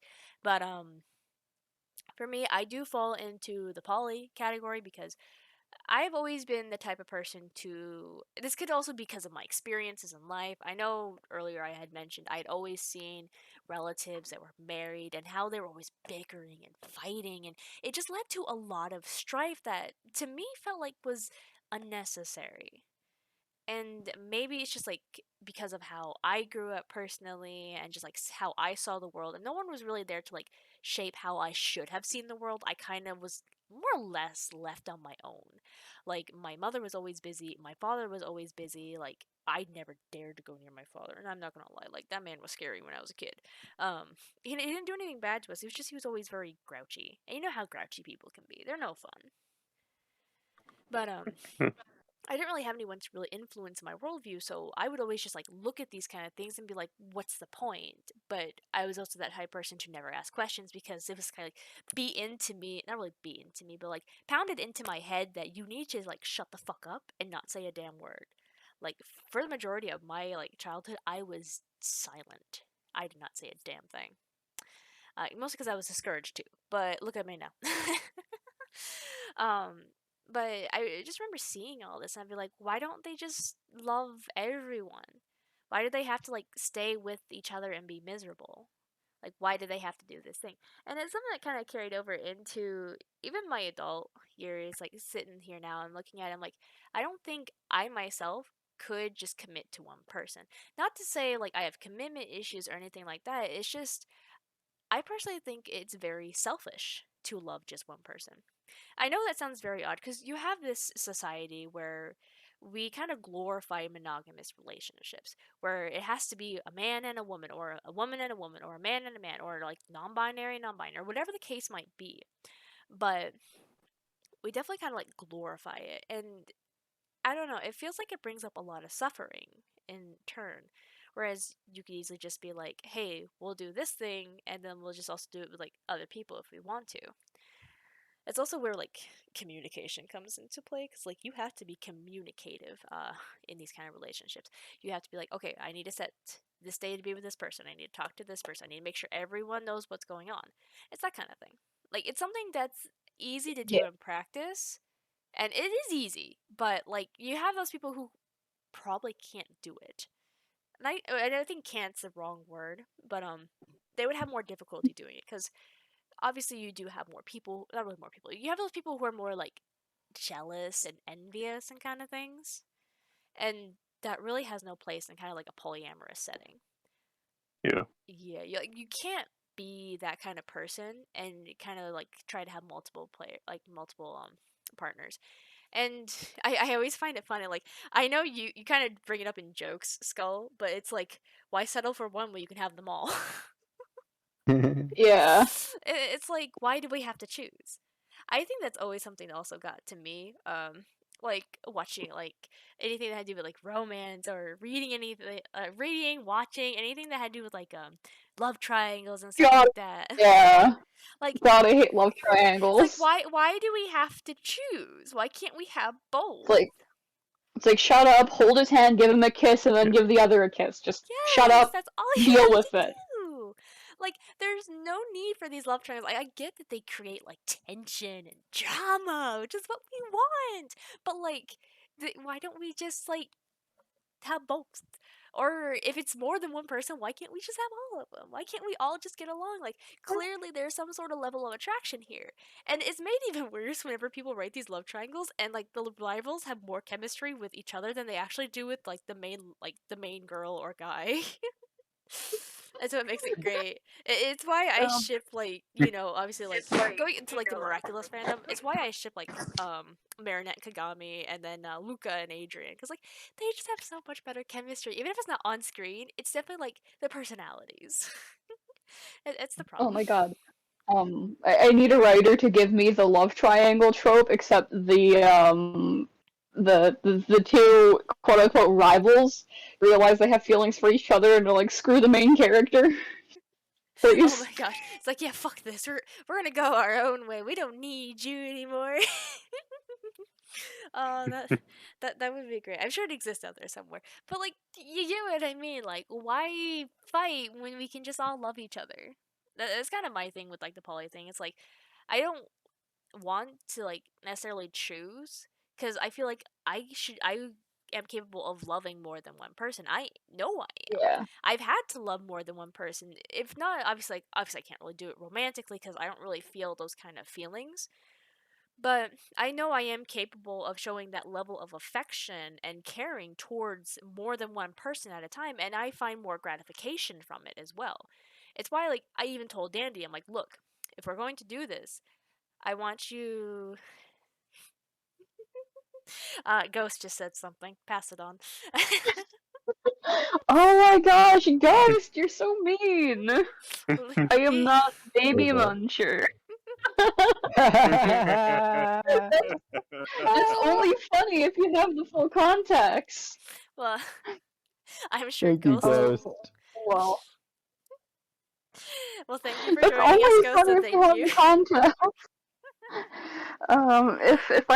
If I'm not mistaken, Spooky Spooks is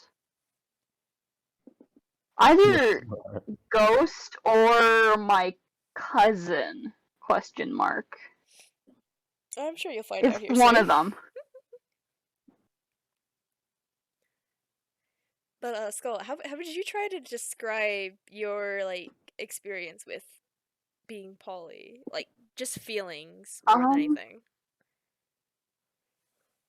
Romantically, I just like it's definitely felt like really strong romantic attraction for like multiple people at once. And like being in a monogamous almost feels kind of like I'm trapped in a sense.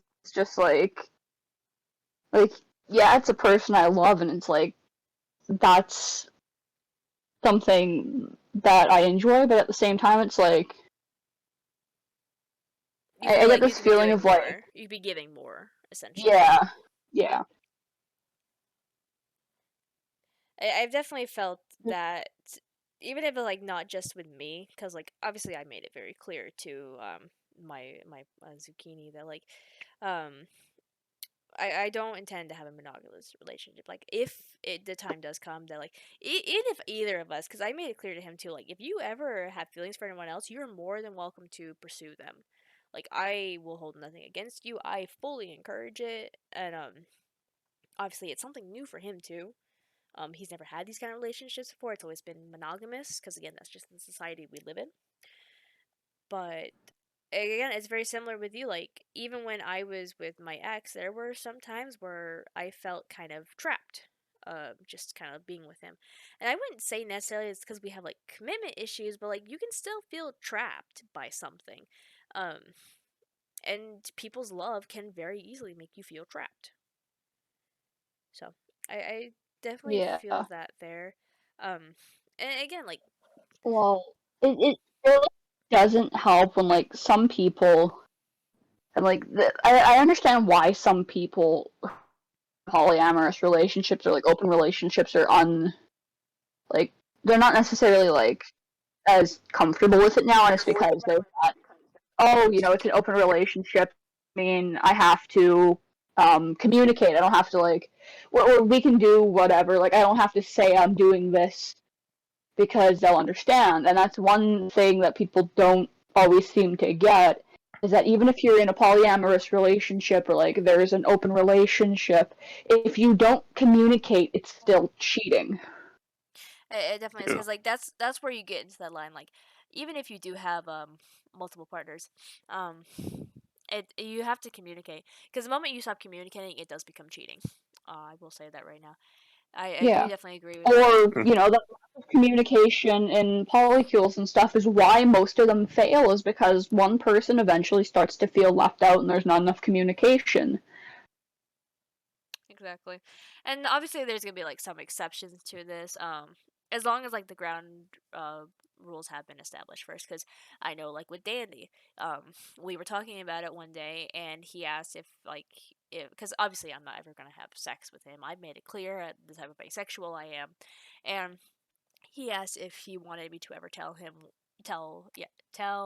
me whenever he would go to find like sexual partners. And I'm just like, that's up to you. I don't care. You can tell me if you want to. I know full well you are more of a like, you feel sexual attraction, and that those are things that you do feel and experience. And he told me, he decided this on himself, that he wouldn't share that with me, just because I don't know if he doesn't feel comfortable or whatever the case may be. But I know that's one of the cases. But like, it definitely just like also depends, like the groundwork and everything like that. It's complicated. But also simple at the same Yeah, yeah, time. But like, no, yeah. definitely, like, Well, I mean, like, if you don't with like know that and then you communication. stop communicating, then yeah, it does become cheating.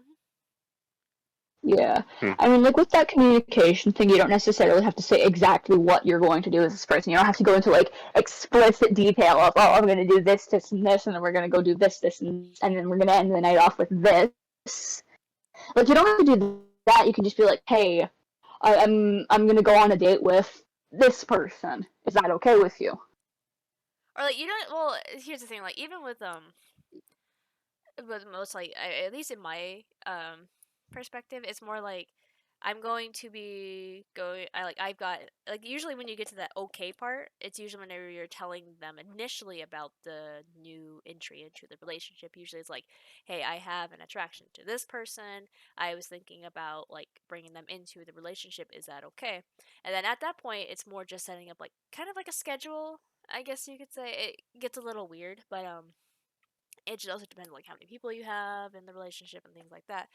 But then like that's when you kind of like set a little bit of a schedule as to when you guys are gonna hang out, so everyone knows, and things like that. Typically, obviously that's not always how it goes, Yeah, but like, typically. And then you have whatever, and then you have whatever. Yeah, you have that, and then you have whatever official, unofficial, whatever was going on with Bassie and Aki. yeah, pretty much. It's like, oh yeah, just go do what you're gonna do. I don't care what you do, kind of thing. That's basically what the relationship was at the end. It's like, go experience the Yeah. world. I don't care what you do. Hey Charlie, you have a sibling now! Oh, Joey! And then, so ending out the talking of the flags, I'm gonna bring up the queer platonic one real quick, just to kind of like briefly, just kind of like talk on this again. I know I talked about it a lot already, but I just want to like mention it again because these may be, relationships you guys find yourselves into if you like come across someone who is a romantic. Um, but basically these are indeed like the relationships right between like friendship and partnership. Basically, like, yes, you're closer than what friends typically would be traditionally, like in society's eyes, but you're not quite like partners either. Like you're not either romantically or sexually, partners in that sense. Obviously, that's what I have with Dandy. I've always seen what we have as more like queer platonic. Like we're not quite partners, but we are more than friends, obviously. And the things that you can do with queer platonic relationships, you can still do like the hugging, the kissing, the hand holding, obviously like platonically marrying, having kids, having sex. It's just like all the things you would do with like a normal relationship, you can do in queer platonic ones. It's just a different sense of feelings, essentially. Like it's so hard to like fully explain because like I don't know what I'm supposed to be feeling when it comes to these kind of things, and like I would assume for the most part, Ruthless, I know you're demi-romantic, so it's a little different with us, Hmm. but like for Skull and Raptor, you guys kind of know what you're supposed to be feeling. Obviously, it's going to be different with how you guys feel it, but you guys feel romantic attraction. You guys feel sexual attraction. So, like, you know what those kind of feelings are like. Um, but Yeah. whereas for me, I don't really know what those feelings of like romance and well, I can kind of get an idea of what sex feels like, at least libido wise, because I'm still human. I still feel spikes, not often, mind you, but I'm still human. I still will feel it, but it's something I don't act on. But when it comes to like the romance, I don't know what the fuck I'm supposed to be feeling. So a lot of these interactions do feel platonic to me. I can kiss someone and not feel anything. I can hug someone, not feel anything. I have not really like obviously had sex with Dandy. I have slept in like the same bed as him, like cuddled and stuff like that. But it's very platonic to me. But it's basically what that kind of relationship is, and it actually does quite feel nice. But it does for me bring along that sense where and I'm going to be quite real with you because some people who are arrow ace may feel this way, and I'm going to get this out because it is okay to feel this way sometimes because you're going to feel it sometimes, but you will sometimes feel a little, how's the word I'm looking for? A little broken in this sense because, again, you don't always know what you're going to be feeling. I know when I got back into contact with my ex, he was very vocal about how it felt like I was neglecting him when we were together. How I never wanted to do the thing, like, make out and kiss and just like generally be with him, but and then when I tried to explain to him that I was, asexual and I didn't realize it at the time, like, it still lingered that feeling that, like, I was letting him down, that I wasn't good enough, that I couldn't give everything. And I still feel that way even now. Like, even before Dandy, I still had those fears where it's like, well, what if they don't like me because I can't do this or I can't give myself fully to these people? um you still feel those, unfortunately, and it still comes up every so often when I am with Dandy because even as much as he tries to reassure me that he is happy with what we have, I still will feel like I am not enough for what he needs because I know he is a person that feels romantic attraction, he feels sexual attraction. I know these are his, like, that he has these kind of basic needs that I can't necessarily give him, and whenever I'm not fully like the real, I guess, touchy is the best way to say it, where I'm not really like want to kiss or cuddle or hug and stuff like that, I get a little like distant. I can be distant, at least. I'm not a very touchy person at times. I feel like I'm letting him down and I'm not giving him enough, even like as much as he tries to reassure me. Like these are still like feelings that do crop up from time to time, and I'm sure like there are other people who will feel this, and I'm gonna say this right now for in case any of you guys come across these kind of relationships, like you find yourself in one. Just try and be supportive of the people, like the arrow ace people you make, arrow people, or even ace people, or both, and you enter these kind of relationships with them. Just like kind of remember that they don't know what they're really supposed to be feeling like. They can have an idea, but it's like we've never actually really felt it. So it's hard to say what we're supposed to be feeling. And it's so frustrating. Again, going back to when I was thinking about my romance like story, it's like how the fuck am I supposed to write about something when I don't know what I'm supposed to be feeling? It's that kind of thought basically. And it sucks ass, but like it's something that like obviously not a lot of people were going to understand. So it's like what are you gonna do? Just try and be supportive best you can. That's the best you can do. And it's why like I do like these queer platonic relationships. I can still have that closeness I would want with a like an actual relationship, but without like how's the word like expectations, I guess. Like people will still view you guys as partners more or less because that's just how society is.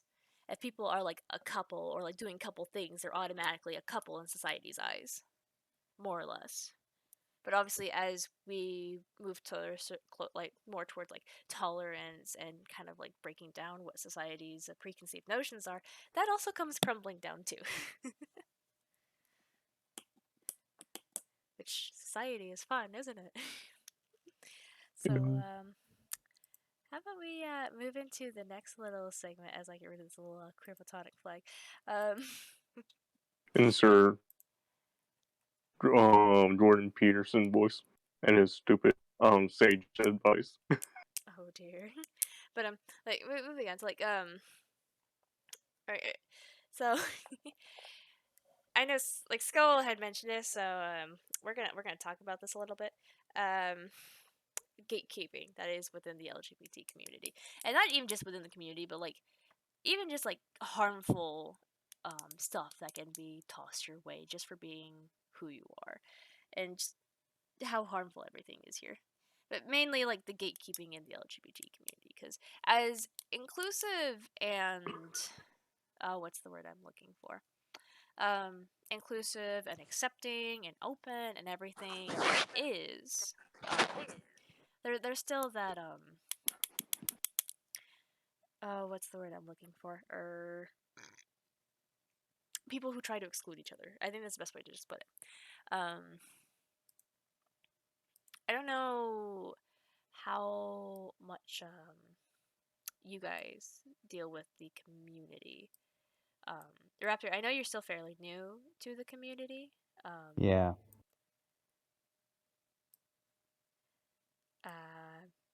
Ruthless with you, I don't know either how much you've dealt with the community or like seen what they do. Skull's currently muted, so I've seen a lot. I've seen okay. a decent amount, mostly online Okay, well, yeah, Wait. that's definitely where it's and gonna in be. Oh person. my god, I was muted this entire time? You were muted the entire time. Yeah, you were muted. The It's okay. online community is a totally different beast compared to like the in-person community. That's for damn sure. And also really depends on where you're at, location-wise. Because if you're in like Florida, it's like a whole different beast compared to like that LA or even New York. That is very true. Being in the LGBT community is single-handedly one of the best and worst possible things, a person can experience in their life. It's kind of like being part of a fandom, Because isn't it? for as open and accepting as the community is, I say in air quotes, we're not. We're really not, you know, there's so much acceptance, there's so much respect, and there's not. I've had people in the LGBT community tell me to kill myself for some of the things that, like, you can't be gay and trans. Like, I've had people straight up be like, no, like, die. Like, you can't be both. But I've also had people be like, very respectful of it.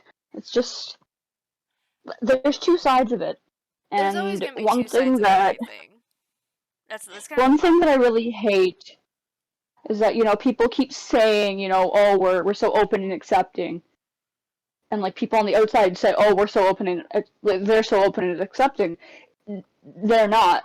That's the thing. It's like people refuse to accept it. They refuse to look at the gatekeeping. They refuse to look. There's people. Oh, this isn't a real sexuality. That's not. That's not something that you can be. Um, it's not even like just one thing. Like I've seen people be like, oh, a bisexual man is dating a woman. He must just actually be straight. I've seen people try to say trans, non-binary, gender fluid, whatever, that doesn't exist. Like, what you were born as is what you're born. End of story. There is nothing more to that. Like, that's not valid. Like, in and out of the community.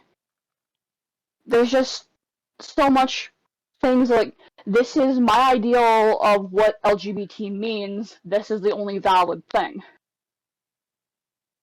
And it creates this really toxic and negative sort of thing for people to have where, you can say you're accepting, you can say you're open or whatever, then you turn around and tell someone that, they're not valid, that they don't deserve to be alive for how they feel.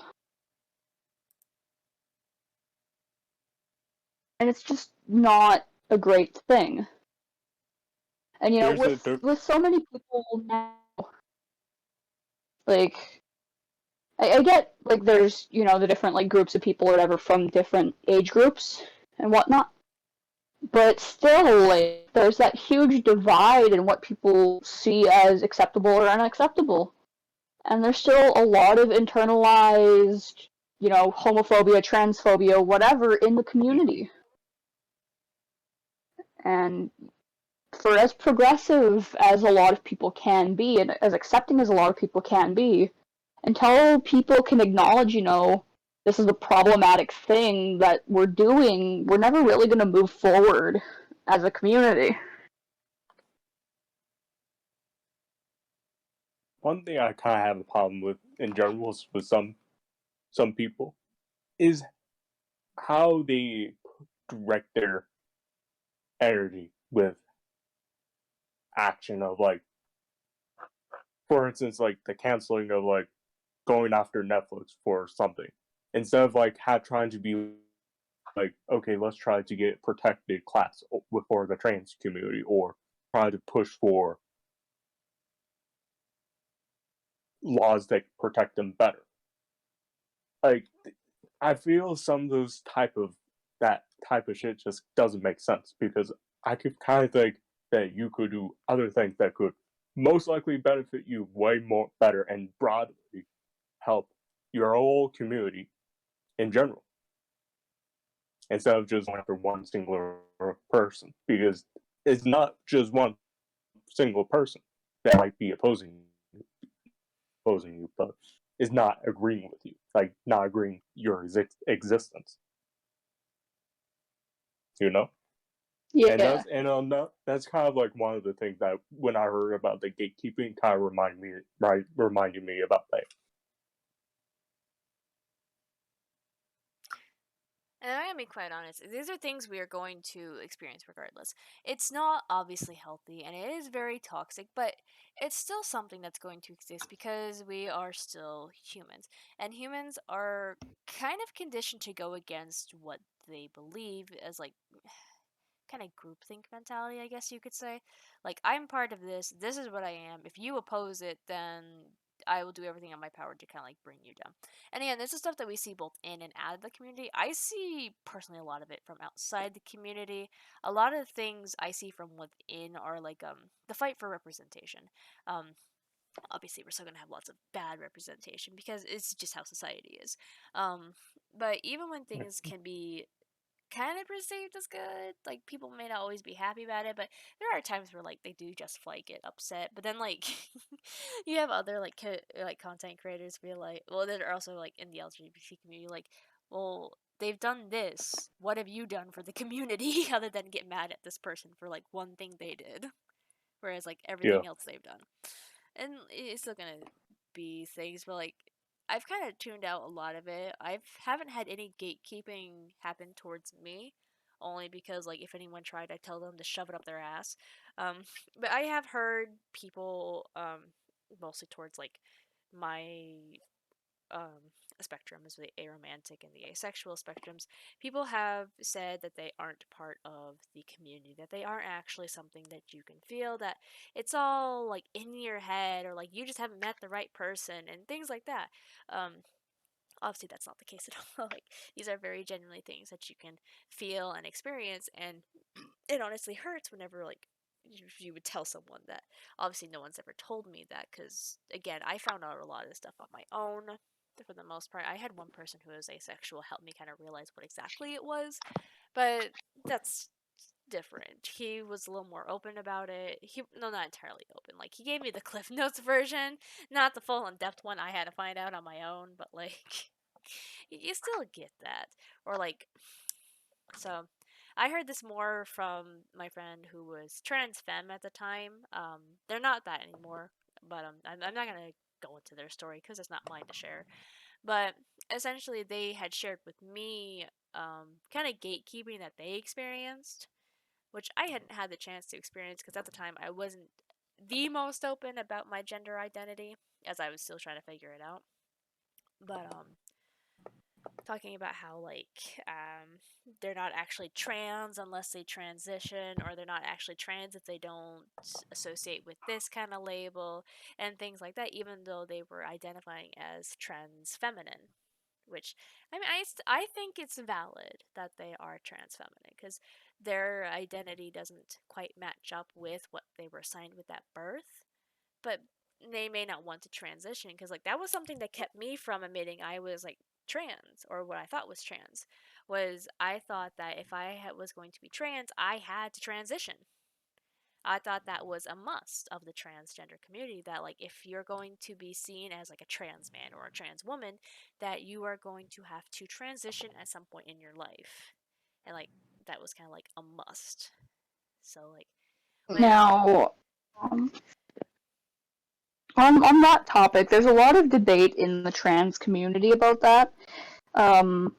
I'm still trying to like come to accept a lot of this, but there are some things like I'm never going to fully understand. And it's not even like out of like a malicious thing. It's just like based on my experiences and like a lot of other people have experienced. Is like most of the trans people I know have experienced some kind of gender dysphoria. right. Like on some level. And for me, and based on my experiences and stuff, like it's really hard to fully understand that there are people who can be trans without experiencing gender dysphoria necessarily. But there's so much debate in the community, and like even just like in my state of learning more, I've been called Truscum, which is like, oh, like, there's only this, and this that can be like seen as valid to be transgender. Like you have to experience these things in order to be trans, or it's not real. And that's like just anything from like your non-binary, gender fluid. You got the people with neo pronouns in there, and like everything in between, and it's confusing. It's really confusing, and because of that, you've got these um you've got people where it's like, if you don't experience this, and this, then you're not actually trans. You're just doing it for the attention. You're just doing it for food. The clout. And it's so hard because like everyone, it's hard. It definitely is, especially when we do have people out there who are indeed doing it for the clout. Because I know there have been controversies about, like, obviously straight cis, like even YouTubers claiming that they were gay during Pride Month just to get, the viewers, and that kind of stuff. Which I kind of get some of that, because like you never know who's gonna be genuine, who's telling the truth, and like, but at the same time, you don't know what people are feeling, because the society, I'm gonna say it's from America's society, because three of the four of us are American, and I Yeah, cannot speak for the other nations and countries and how they handle their LGBT communities, but I can at least say in America it's fucking fucked. Um, it Obviously is. you see in the South, like kind of the Midwest, that it's really being pushed back on. You see in Florida what's going on. Hmm. Which Ruthless, I live there. yeah, you know more about that than I would. You see a little more tolerance in some, like, I'd say more bigger cities, because like you obviously have like the Pride Parade in Chicago coming up here. I think in like a week or so, something like that. I don't know when it's supposed to be exactly, but you see some of the, like, the tolerance, obviously, but then you still have those like parties who just want nothing to do with like the LGBT community. They call obviously LGBT some adults groomers when they're complete. Some of them are misusing that term. It's just like stuff like that. Like,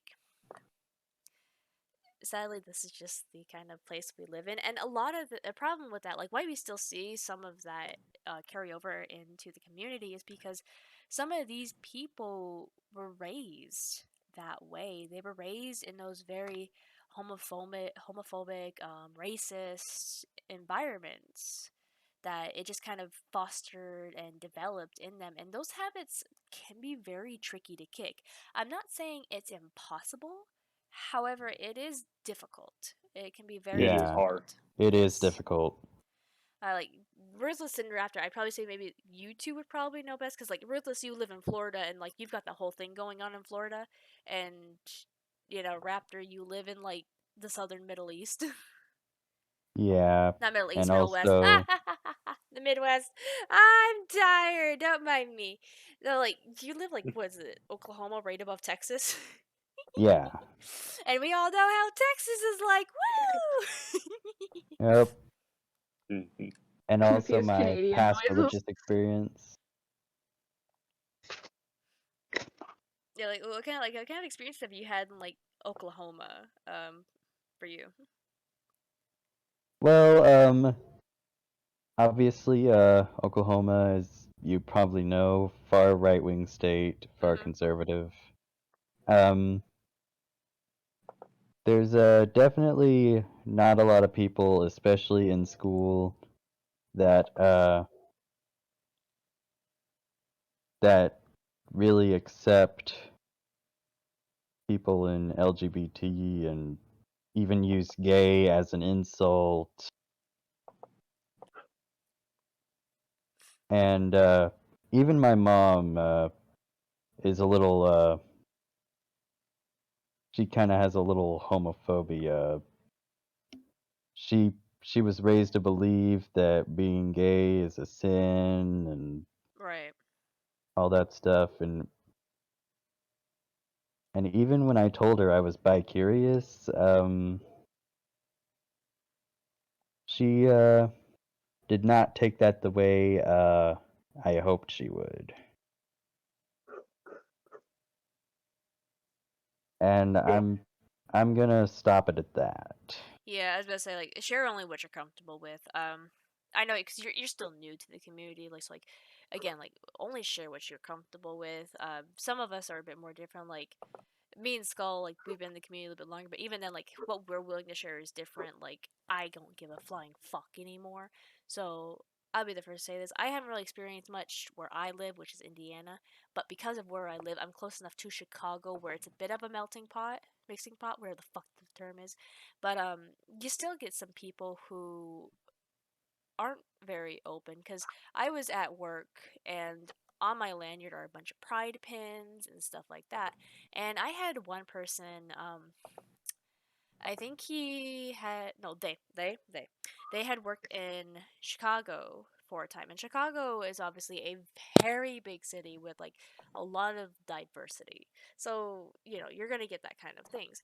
But they were telling me how strange it felt to go from a place that would respect your identity and refer to you as how you wanted to be to a place that kind of just ignored it for the most part, which is kind of where like they moved to, which is where I live and work.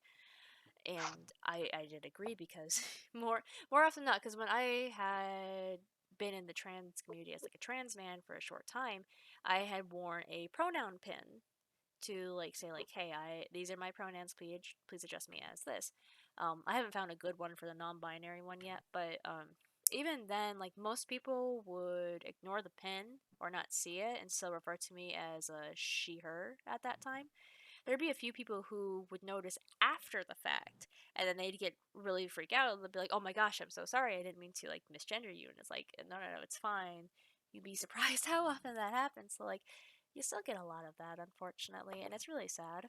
Um, Especially when we have a lot of communities in our country, like with Raptor's family and my family, who either don't want to accept it, can't really understand it, or just kind of somewhere in between where like they are trying to understand it, but they're just like, I don't understand it at the same time. Because like my aunt is very religious, and uh, my cousin Elaine came out as a lesbian. And to be fair, like they already had kind of strife going on there, so like that was no big issue. Or strife on top of the strife, pretty much.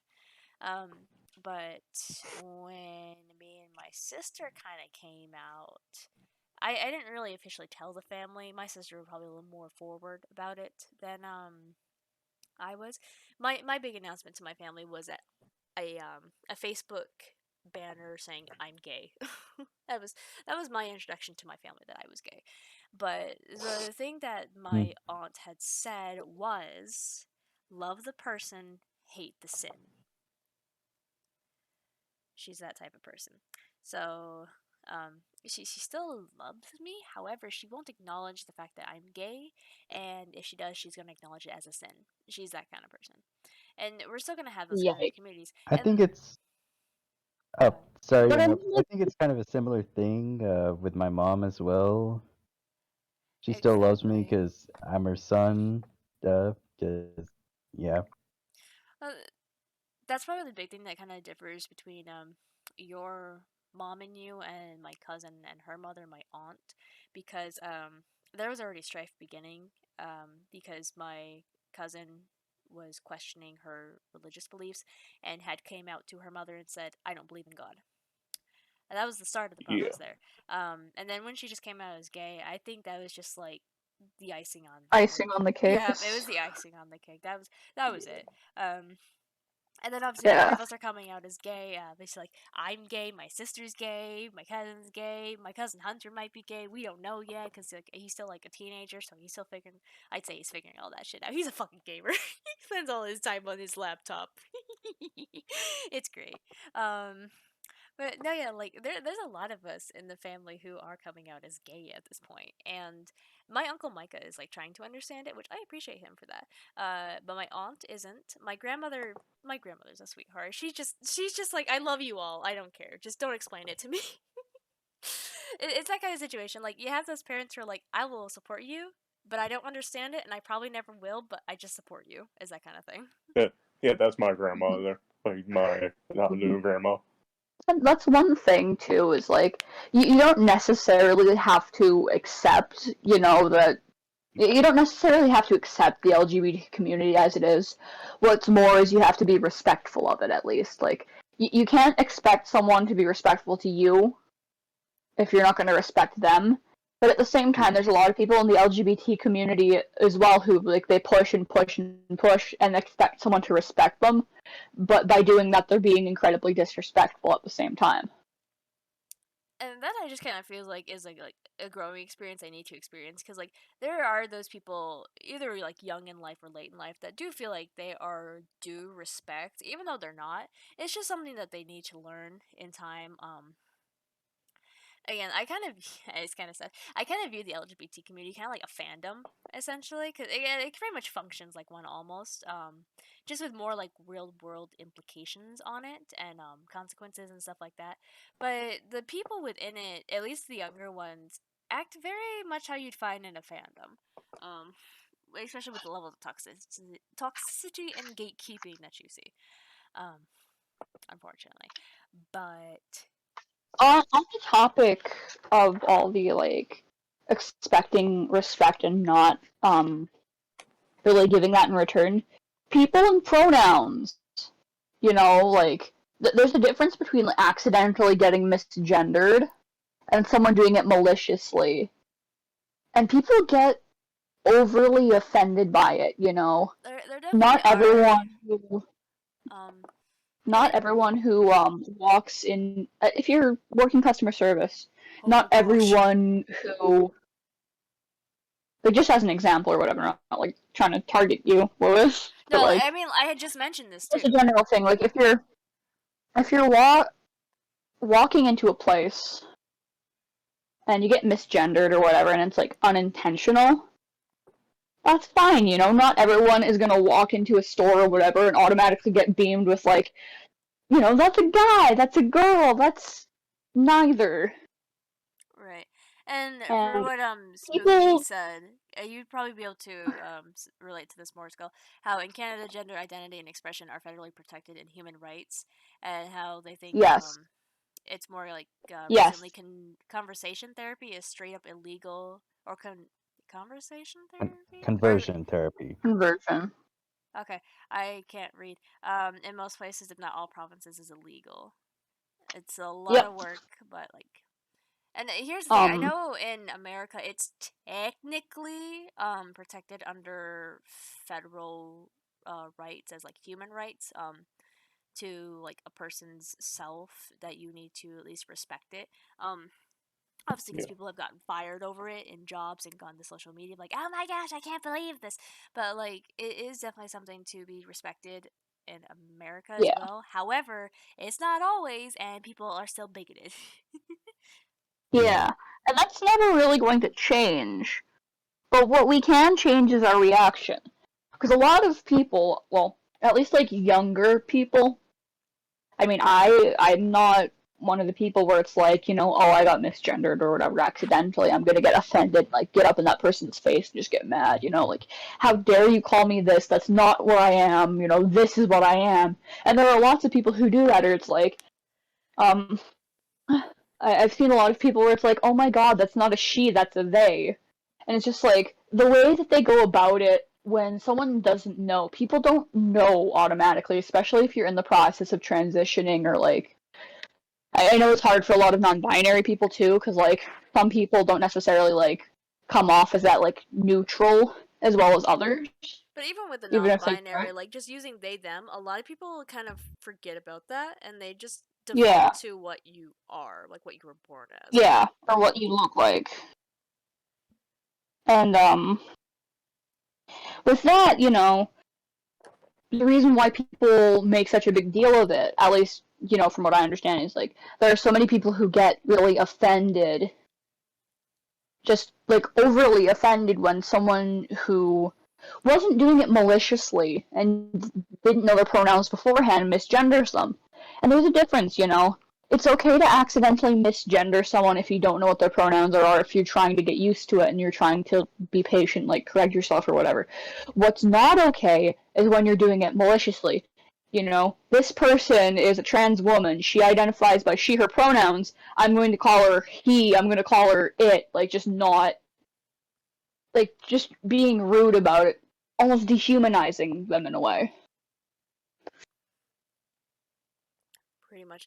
But like, again with like the whole like pronoun thing, because like because of like I don't want to really say overreaction, but like just the intense reaction that some people do give whenever they are misgendered, it does kind of ward off some people from trying to be respectful. Because even because I was at TJ Maxx before I actually went to Adidas, when it came to the times when I was like a trans man, I had some people even at TJ Maxx where they're like, is it okay if I ask you what your pronouns are? Like, they were afraid to genuinely ask me what my pronouns are because they were afraid I might flip out on them.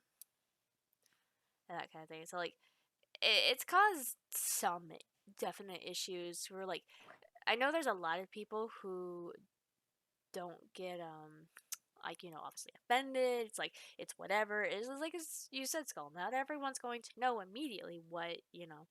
you are. Yeah. Mm.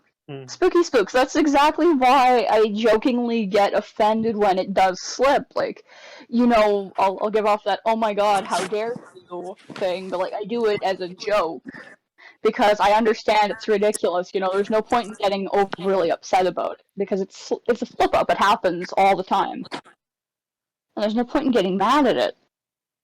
Or freaking out about it.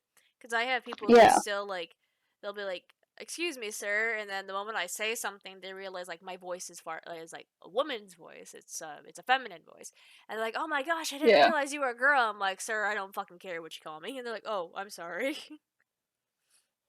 Yeah.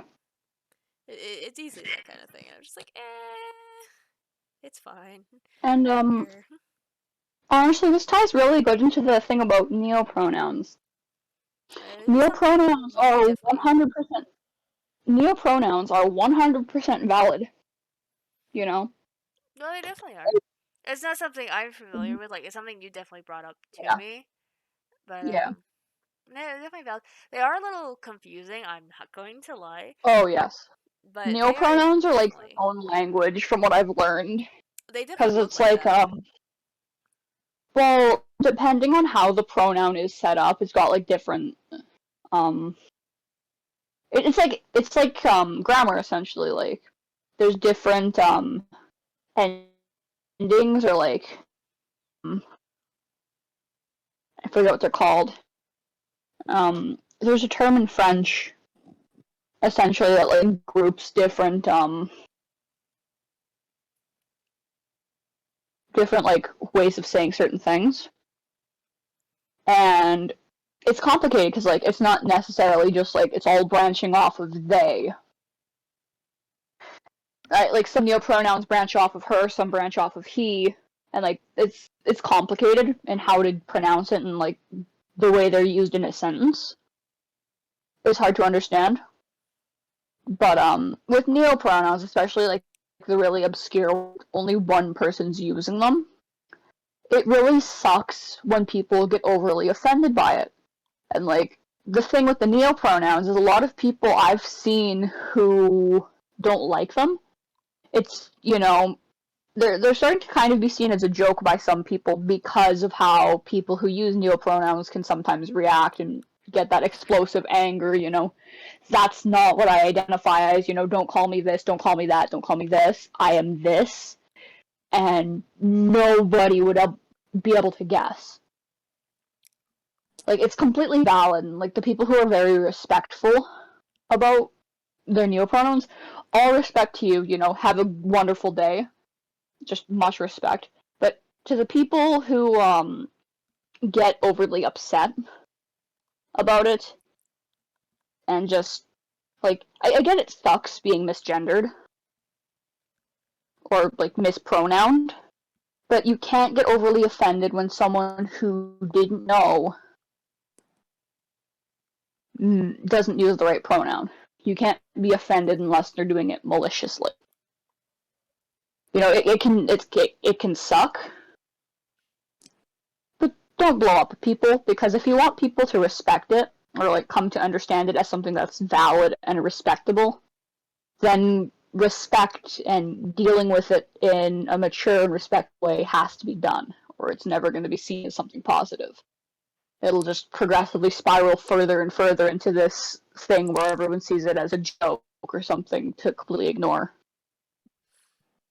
Which goes into our final talking point regarding respect. Things blowing out of proportion, being taken as a joke. Something that definitely needs to be addressed as a whole within our lovely community. It doesn't have to do with pronouns, but with preferences and what became of the super streets. So, Yeah. Ruthless and Raptor. Okay, I don't know about Raptor, but Ruthless and Raptor. How well do you know about Super Straights and that whole thing?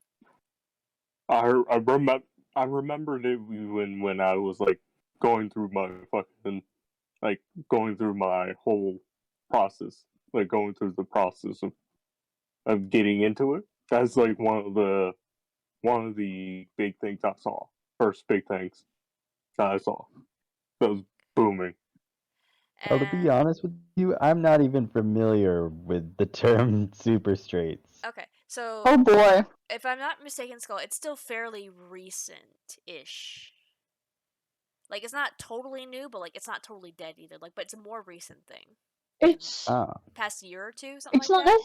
it's not necessarily like a new thing so much as it's an excuse for people to dehumanize trans people or be incredibly rude about it.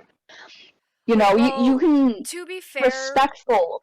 okay, so like to be fair, what it was a an attempt to turn a what was preference based into like its own thing, which is let me kind of just like quickly explain it to you, Raptor. I think it was a guy on TikTok. I think it was TikTok because everything happens on TikTok. Um, mm-hmm. he said that he didn't want to basically date trans women. That he wants a essentially he wanted like a fully like genuine woman, like someone who was born a woman and identifies as a woman, so like a cisgendered woman essentially, Mm-hmm. and that they would create their own kind of like sexuality called super straight, and basically meaning like he would not date any trans women, he would only date cis women. Now, there's one thing I've seen before, and I've seen this once, and I've sometimes tried to comprehend is like when someone is trans and they're not upfront about it to the person they're dating, and they went through the surgery and everything, and Um, they look very like they don't like you can't tell that they're trans at all, and then they just kind of spring on them, and they're like on the partner, and they be like, "What?" It's hard now, to comprehend that. can I add something to this, please? Go ahead.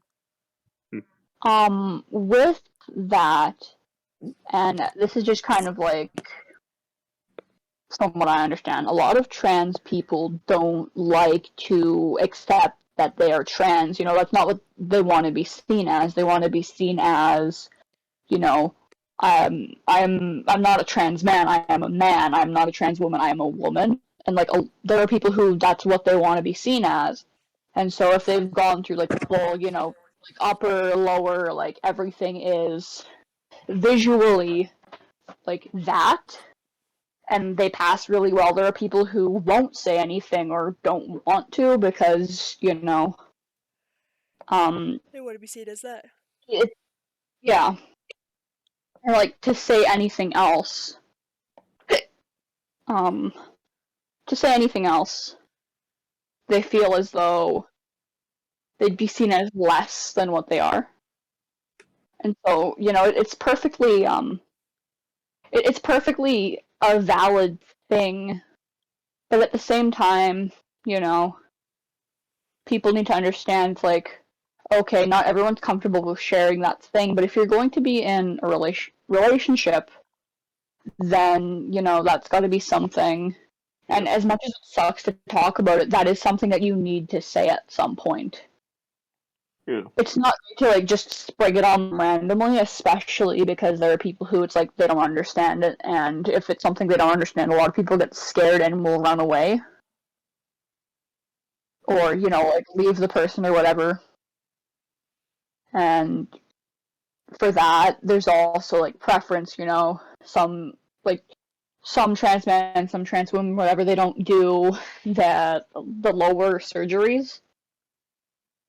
Um, Partially because it's not something they feel they need to do, and also because those surgeries are very risky yeah. because Yeah. you're messing with very sensitive parts of the body, and because of that, you know, there are some guys, girls, or whatever that are off put by the thought of, okay, this person I am dating, like, oh, that's not what I'd expect. So it's just people will, you know, it's just, oh, that's not something I'm into. And to some of these And people too, they could see it as like not being like real either. Like even if they've yeah, gone through the yeah, like obviously like the top and bottom surgeries, they can still look at them like, oh, it's not like real. It's not like genuine. yeah. And that's perfectly valid. What's not valid is Transphobia. yeah, and a lot of people with the super straight thing are using it basically to excuse their transphobia and dehumanize, trans Well, people, here's non-binary the people for it. thing. Like, yes, there is like those people doing that, but like it's also always existed within the LGBT community to a lesser extent. Because let's not forget about lipstick lesbians, where they will not date a girl who's touched a man in any sense of way. Like, touched a man's like dick, and like there's Yeah. even like lesbians and gay men amongst the community who won't date trans people, and Yeah. that kind of stuff. I mean, it's perfectly valid if you're respectful about it, like See, that's it's why there, like I don't mind the super straights as like an idea. Like it's fine yeah, if you want to like broadcast your preferences. yeah, Just be respectful about it cuz you're not going to get the respect back if you aren't respectful in turn. yeah. And I mean, I know that like a good portion of the people who are using super straight as a thing, like a lot of people I've seen at least, are trolls and just using it to be like, haha, Assholes. yeah. But then there are other people who are just genuinely trying to be transphobic. The few people who do feel as though like super straight is yes, like this is what I want to go by to express it. They're getting caught up in the storm of all this negativity and stuff. Where it's like I just wanted to express that I respect that this is something that people are, transgender people exist, but at the same time, like it's not something that I'm necessarily comfortable with, like in a relationship. Exactly. And like we said, preferences are fine cuz like we all have our own type of preferences. Like with Skull, you said that like, romantically you are pan romantic and you have no issue dating anyone like romantically based on their Yes. gender. But when it comes to like sexual relationships, you'd rather obviously be with a man. Ruthless, I know you've said like you prefer women more to men, but you are more of like a would you say like more pansexual or bisexual? It's kind of like iffy. Like I think there's a like I would say 60% pan. Like Okay. I think there's a 60% chance of me being pan, but there's also 40% chance of me being bi. I haven't had like an experience with like a they them or Like a non-binary person or yeah like or intersex, like someone along that like someone like who may not fall into that binary essentially. yeah.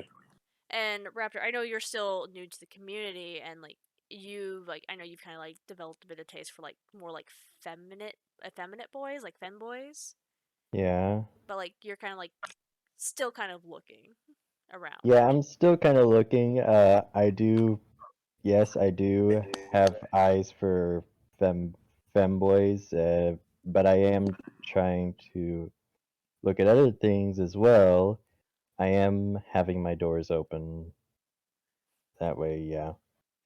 And like even for me, I know like I'm technically along the lines like for my queer platonic relationships, I am pan, but I do tend to feel like I have more of a draw towards women than I do for men. Like I can easily create a better like bond with men because that's just how I've always been. I've always been able to like become friends with men easier than I have women. But like I do find women far more aesthetically pleasing than I find men aesthetically pleasing.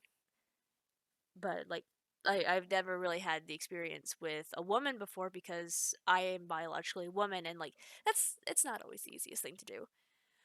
Obviously, like getting a girlfriend when you are a girl, because we've all seen the memes about lesbians.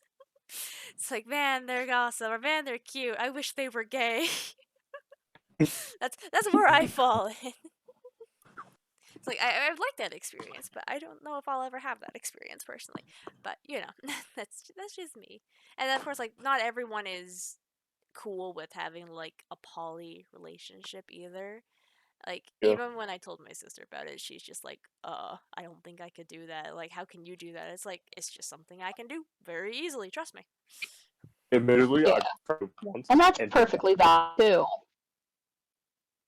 Go ahead, Ruthless. What were you saying? Oh no, you go ahead, Skull.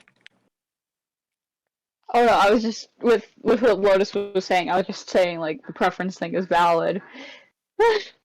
Yeah, like there's so many different preferences that you all could like fall into, like wanting like polyamorous relationships versus like monogamy, the type of boys you like, the type of girls you like, if you want to have sex with men, if you want to have sex with women, like it just there's definitely lots of preferences. Like I understand the super straights for like being obviously like a trolley thing, and obviously like not wanting to date trans people, but you're still gonna have even like gay men who don't want to date trans men, and you're gonna have lesbians who don't want to date trans women.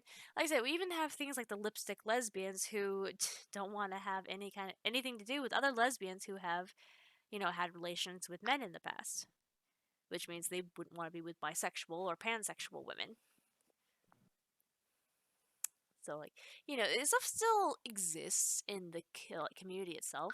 It just got a little more blown out of proportion, I would say, when it came to like super straight, because one, it's obviously people kind of trolling, but then you, like Skull said, you very much have those people who took it seriously, and that they did want to identify as this because they felt it resonated with them if they did or didn't know the true, consequences of what it meant. Yeah. Because, like, not everyone's going to understand, the community, the people within the community, all the different spectrums and stuff like that. That's always something we do need to remember. It's honestly sometimes hard to remember because, it's, easy to forget because being part of the community for so long, it's all I see at this point. I am so immersed into it that I kind of forget that not everyone knows what it is. It was actually one of my managers at TJ Maxx who had said that she has no idea what any of it means. And I'm pretty sure there was only one manager who did, and that's because he was part of the community himself. Like a lot of the people I worked with at that time did not know much about the community. There's still some people I work with at Adidas who don't fully understand it either, but I believe more of them have a better understanding than the people at TJ Maxx did. So but like Yeah. it's just how it's something we have to like keep in mind as we do progress closer to tolerance, or like a better understanding of tolerance. It's like not everyone understands, and the biggest thing we do need to remember is that people won't begin to understand if we don't take the time and explain it, essentially. Um, Yeah. because otherwise, no one's going to fully understand. Like, they may not even fully understand or get the picture anyway, because it can be confusing. Again, like a callback to when I was trying to explain to one of my older coworkers about Sarah and her transitioning. It was just something that coworker had a very hard time understanding. Like she was listening and she was trying to understand it, so I can give her points for that. But like you could see very clearly the confusion, and it's gonna happen. Not everyone's gonna understand this kind of stuff. Not even my own family Yeah. understands this kind of stuff. Yeah.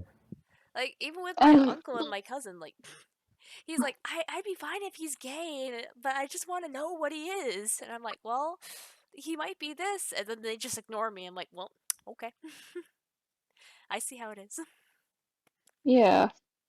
And Yeah. with that too, it's just like it's hard to understand. Like there are things, even as someone in the community, there are things that we don't understand yet, or like won't understand fully, unless that's what we're experiencing. Exactly. It's again, I'm gonna bring this up because again, it's like with the asexual and aromantic kind of spectrums, because it does create a big divide when it comes to the community. Because um, now I know Jaden Animations kind of pointed this out in her video too when she came out as Arrow Ace, how the community is more built on an understanding of the love and sexual feelings that they all kind of experience, and it kind of like brings them closer together. But whereas where you have like the Arrow Ace people, it creates a divide because we don't know what we're supposed to be feeling. We've never actually really felt these like genuine like attraction and emotions that go with it. Like we can have an understanding of what it is. However, we don't fully know what it's like to feel that.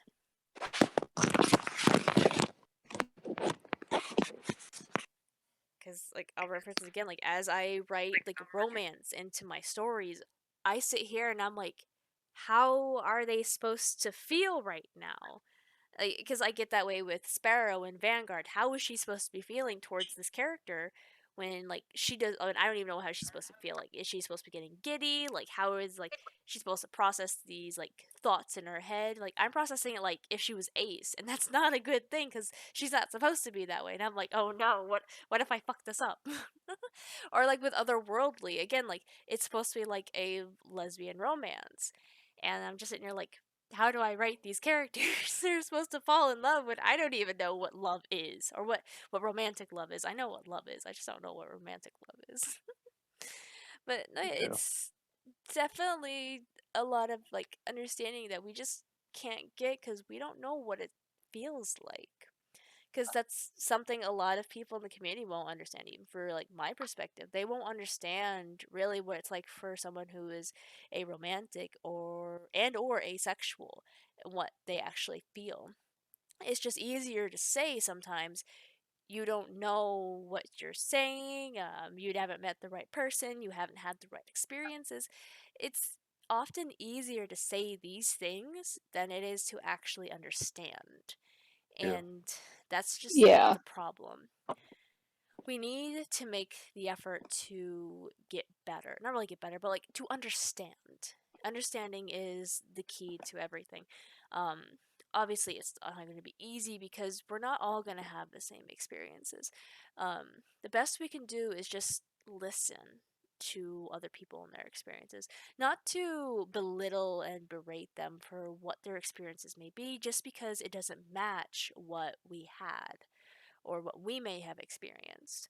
Because again, all you guys, Ruthless being a slight exclusion to this, Raptor and Skull, you guys, again, you don't really fall into the aromantic or the asexual spectrums. You guys do indeed feel those type of attractions. Whereas Ruthless, you kind of make clear like you do kind of like experience some sexual attraction, but the romantic attraction is a little bit harder for you to feel. It is hard. Like, and also sometimes it gets like the sexual attraction and the romantic attraction sometimes get confused. And I remember one relationship, I had those feelings like so confused that I hurt someone. And I kind of went, and then I kind of just went off casual about it because I just realized that I didn't feel that connection. And then That, it's gonna happen too, unfortunately. yeah, Like, because again, we don't always know what we're feeling, and especially in a society that's taught us that romantic and sexual is basically synonymous with each other, it's very difficult to separate those feelings.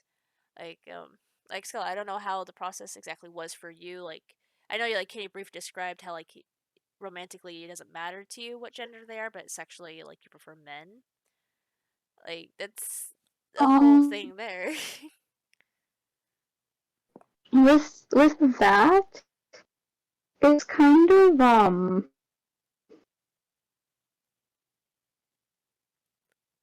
just something about the thought of it for me.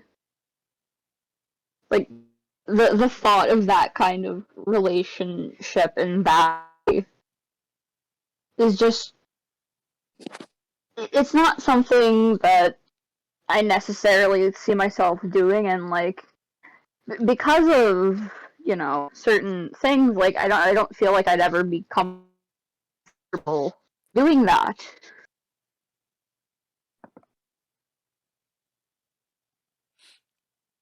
Which, I mean, that's totally fair too. Or it's just like,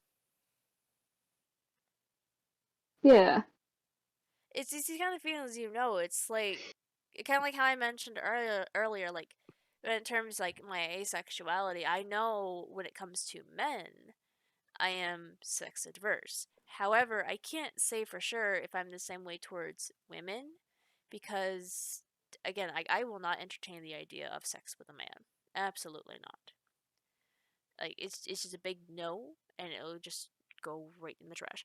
Um, but when it comes to women, I can't be 100% sure because one, I do find women far more aesthetically pleasing. I mean, that's just how I always have been. I've always been surrounded by women, and it's just something I always kind of gravitated more towards. I do find some men okay looking, but I find men more appealing for their personalities, whereas women are just, you know, kind of lacking in that around here, in my opinion. But that's also just because women interacting with other women isn't exactly the easiest relationships to build, if I'm being entirely honest. It's very, almost feels artificial at times, trying to create a relationship with another woman, like as a friendship. Yeah, it really depends on who you're dealing with and what piece you're Yeah. dealing with. And it also really depends on their Definitely. defenses. Yeah, it definitely does. Like, people are just very complicated. Just dealing with them. I guess in the end, I've had like better relationships in the end with men than I have with women. Mostly because I've just been hurt by women in the past, so it's a little bit harder for me. But This is just like generally complicated. it is very complicated. Sexuality is complicated. People are complicated. Socializing is complicated. it's Yeah. it's all Romance is complicated. complicated. Everything's complicated. How we What's not feel, complicated? what we're not supposed to feel, what society thinks we're supposed to feel. Everything is very complicated. But the most important thing we just need to remember is that everything is a spectrum. There is no you have to be this or you have to be that. You are allowed to be somewhere in the middle. I mean, just look at me. I'm kind of somewhere in the middle for everything. You are allowed to have preferences to what you like. You can like women more than you like men, or you can like men more than you like women. You could prefer to have sex with men or women. It doesn't matter. It's all your personal preference. And as long as we remember that everyone's experiences are different, not everyone is going to understand, but we can help them to understand. Then we can start making a difference. It's going to be a slow one, though, mind you, because Yeah, like the world is fucked. Let's be fair in that regard. Like you know, definitely. after Ruthless and I are full-blooded Americans over here, having to deal with our crazy ass country. Ruthless dealing with Yeah. whatever the fuck's going on in Florida. To be fair, I kind of think I think the governor is gonna be thrown out, especially with the other like him pulling the fake populist tap dance bullshit he's been doing. Because like his facade of being a populist is just not non-existent. Like he can't. His facade is just bullshit, and he's been burning all the bridges. Well, we'll have to see when your guys' elections come up when that happens. But no, yeah, and I can't really say how it is over in Canada because that's your thing, Skull. You know that better than I do. But no, yeah, over here in America is a little fucked. Dealing with Um, it on all fronts here.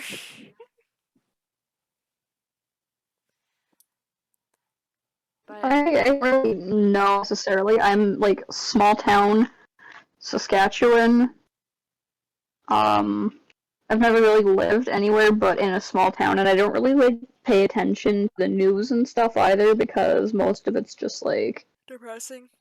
the same over and over again, and just like it's not necessarily relevant to where I live either. And I guess like with new city soon, I'm gonna have to start paying attention a little bit more, and I guess then I'll be able to like kind of learn more and like understand more about how things are here. Because shifting from like small is definitely It's definitely a change. um gonna be a whole new experience. Oh, it is. But you guys have anything else you want to add to this, or how we feeling tonight? We are reaching that I'm starting 3 hour running mark. out of I'm starting to run out of things to talk about, and I have other things I have Yeah. to go do. Alright, Just are we like ready to tired. call it then? We've had a Yeah. long, productive night. Yeah, I think so. Alright, so we are going to call it for the night. We will be back, I believe, next week. Correct? Next Wednesday? Most of us. Raptors appending, maybe. Yeah, next Wednesday. Yeah. Next Wednesday is the 8th. Yes. Oh, I'm excited. Unless if I'm too busy packing for my trip, then I should be there. Okay, so we should ideally have Oh, I'm everyone excited. next week. I can give you a quick preview of what it is we will be doing. Where is my notes? Notes. Okay, so next week Next week. we're going to be diving into actual LGBT representation. We may have briefly touched on it, in this here, like mentioned it, but we are definitely going to talk about it more next week, as well as what representation we have now, as well as what we may have had to read between the lines in the past. Yeah. So I hope you guys had fun. This was a fun experience. Hearing And that those Yeah. topics, I feel like I'm going to go on a tangent on a bunch of YouTubers and even on a rant about Joe Rogan and how changed. well, we'll see about that. Hold on to that for next week, all right, Ruthless? Yeah. That's all Yeah. for next week. Get your We get material to now. we get to let our I'll even bring we up get like a flying tea. Miraculous too. Don't worry, Miraculous gets a spotlight. It's got some LGBT characters. Yeah. Have fun with That one, I, Boy. I despise Ladybug All with right, all right, passion. all right. We're cutting it off here. Hope you guys have Yeah. a good night, and we'll see you all next week.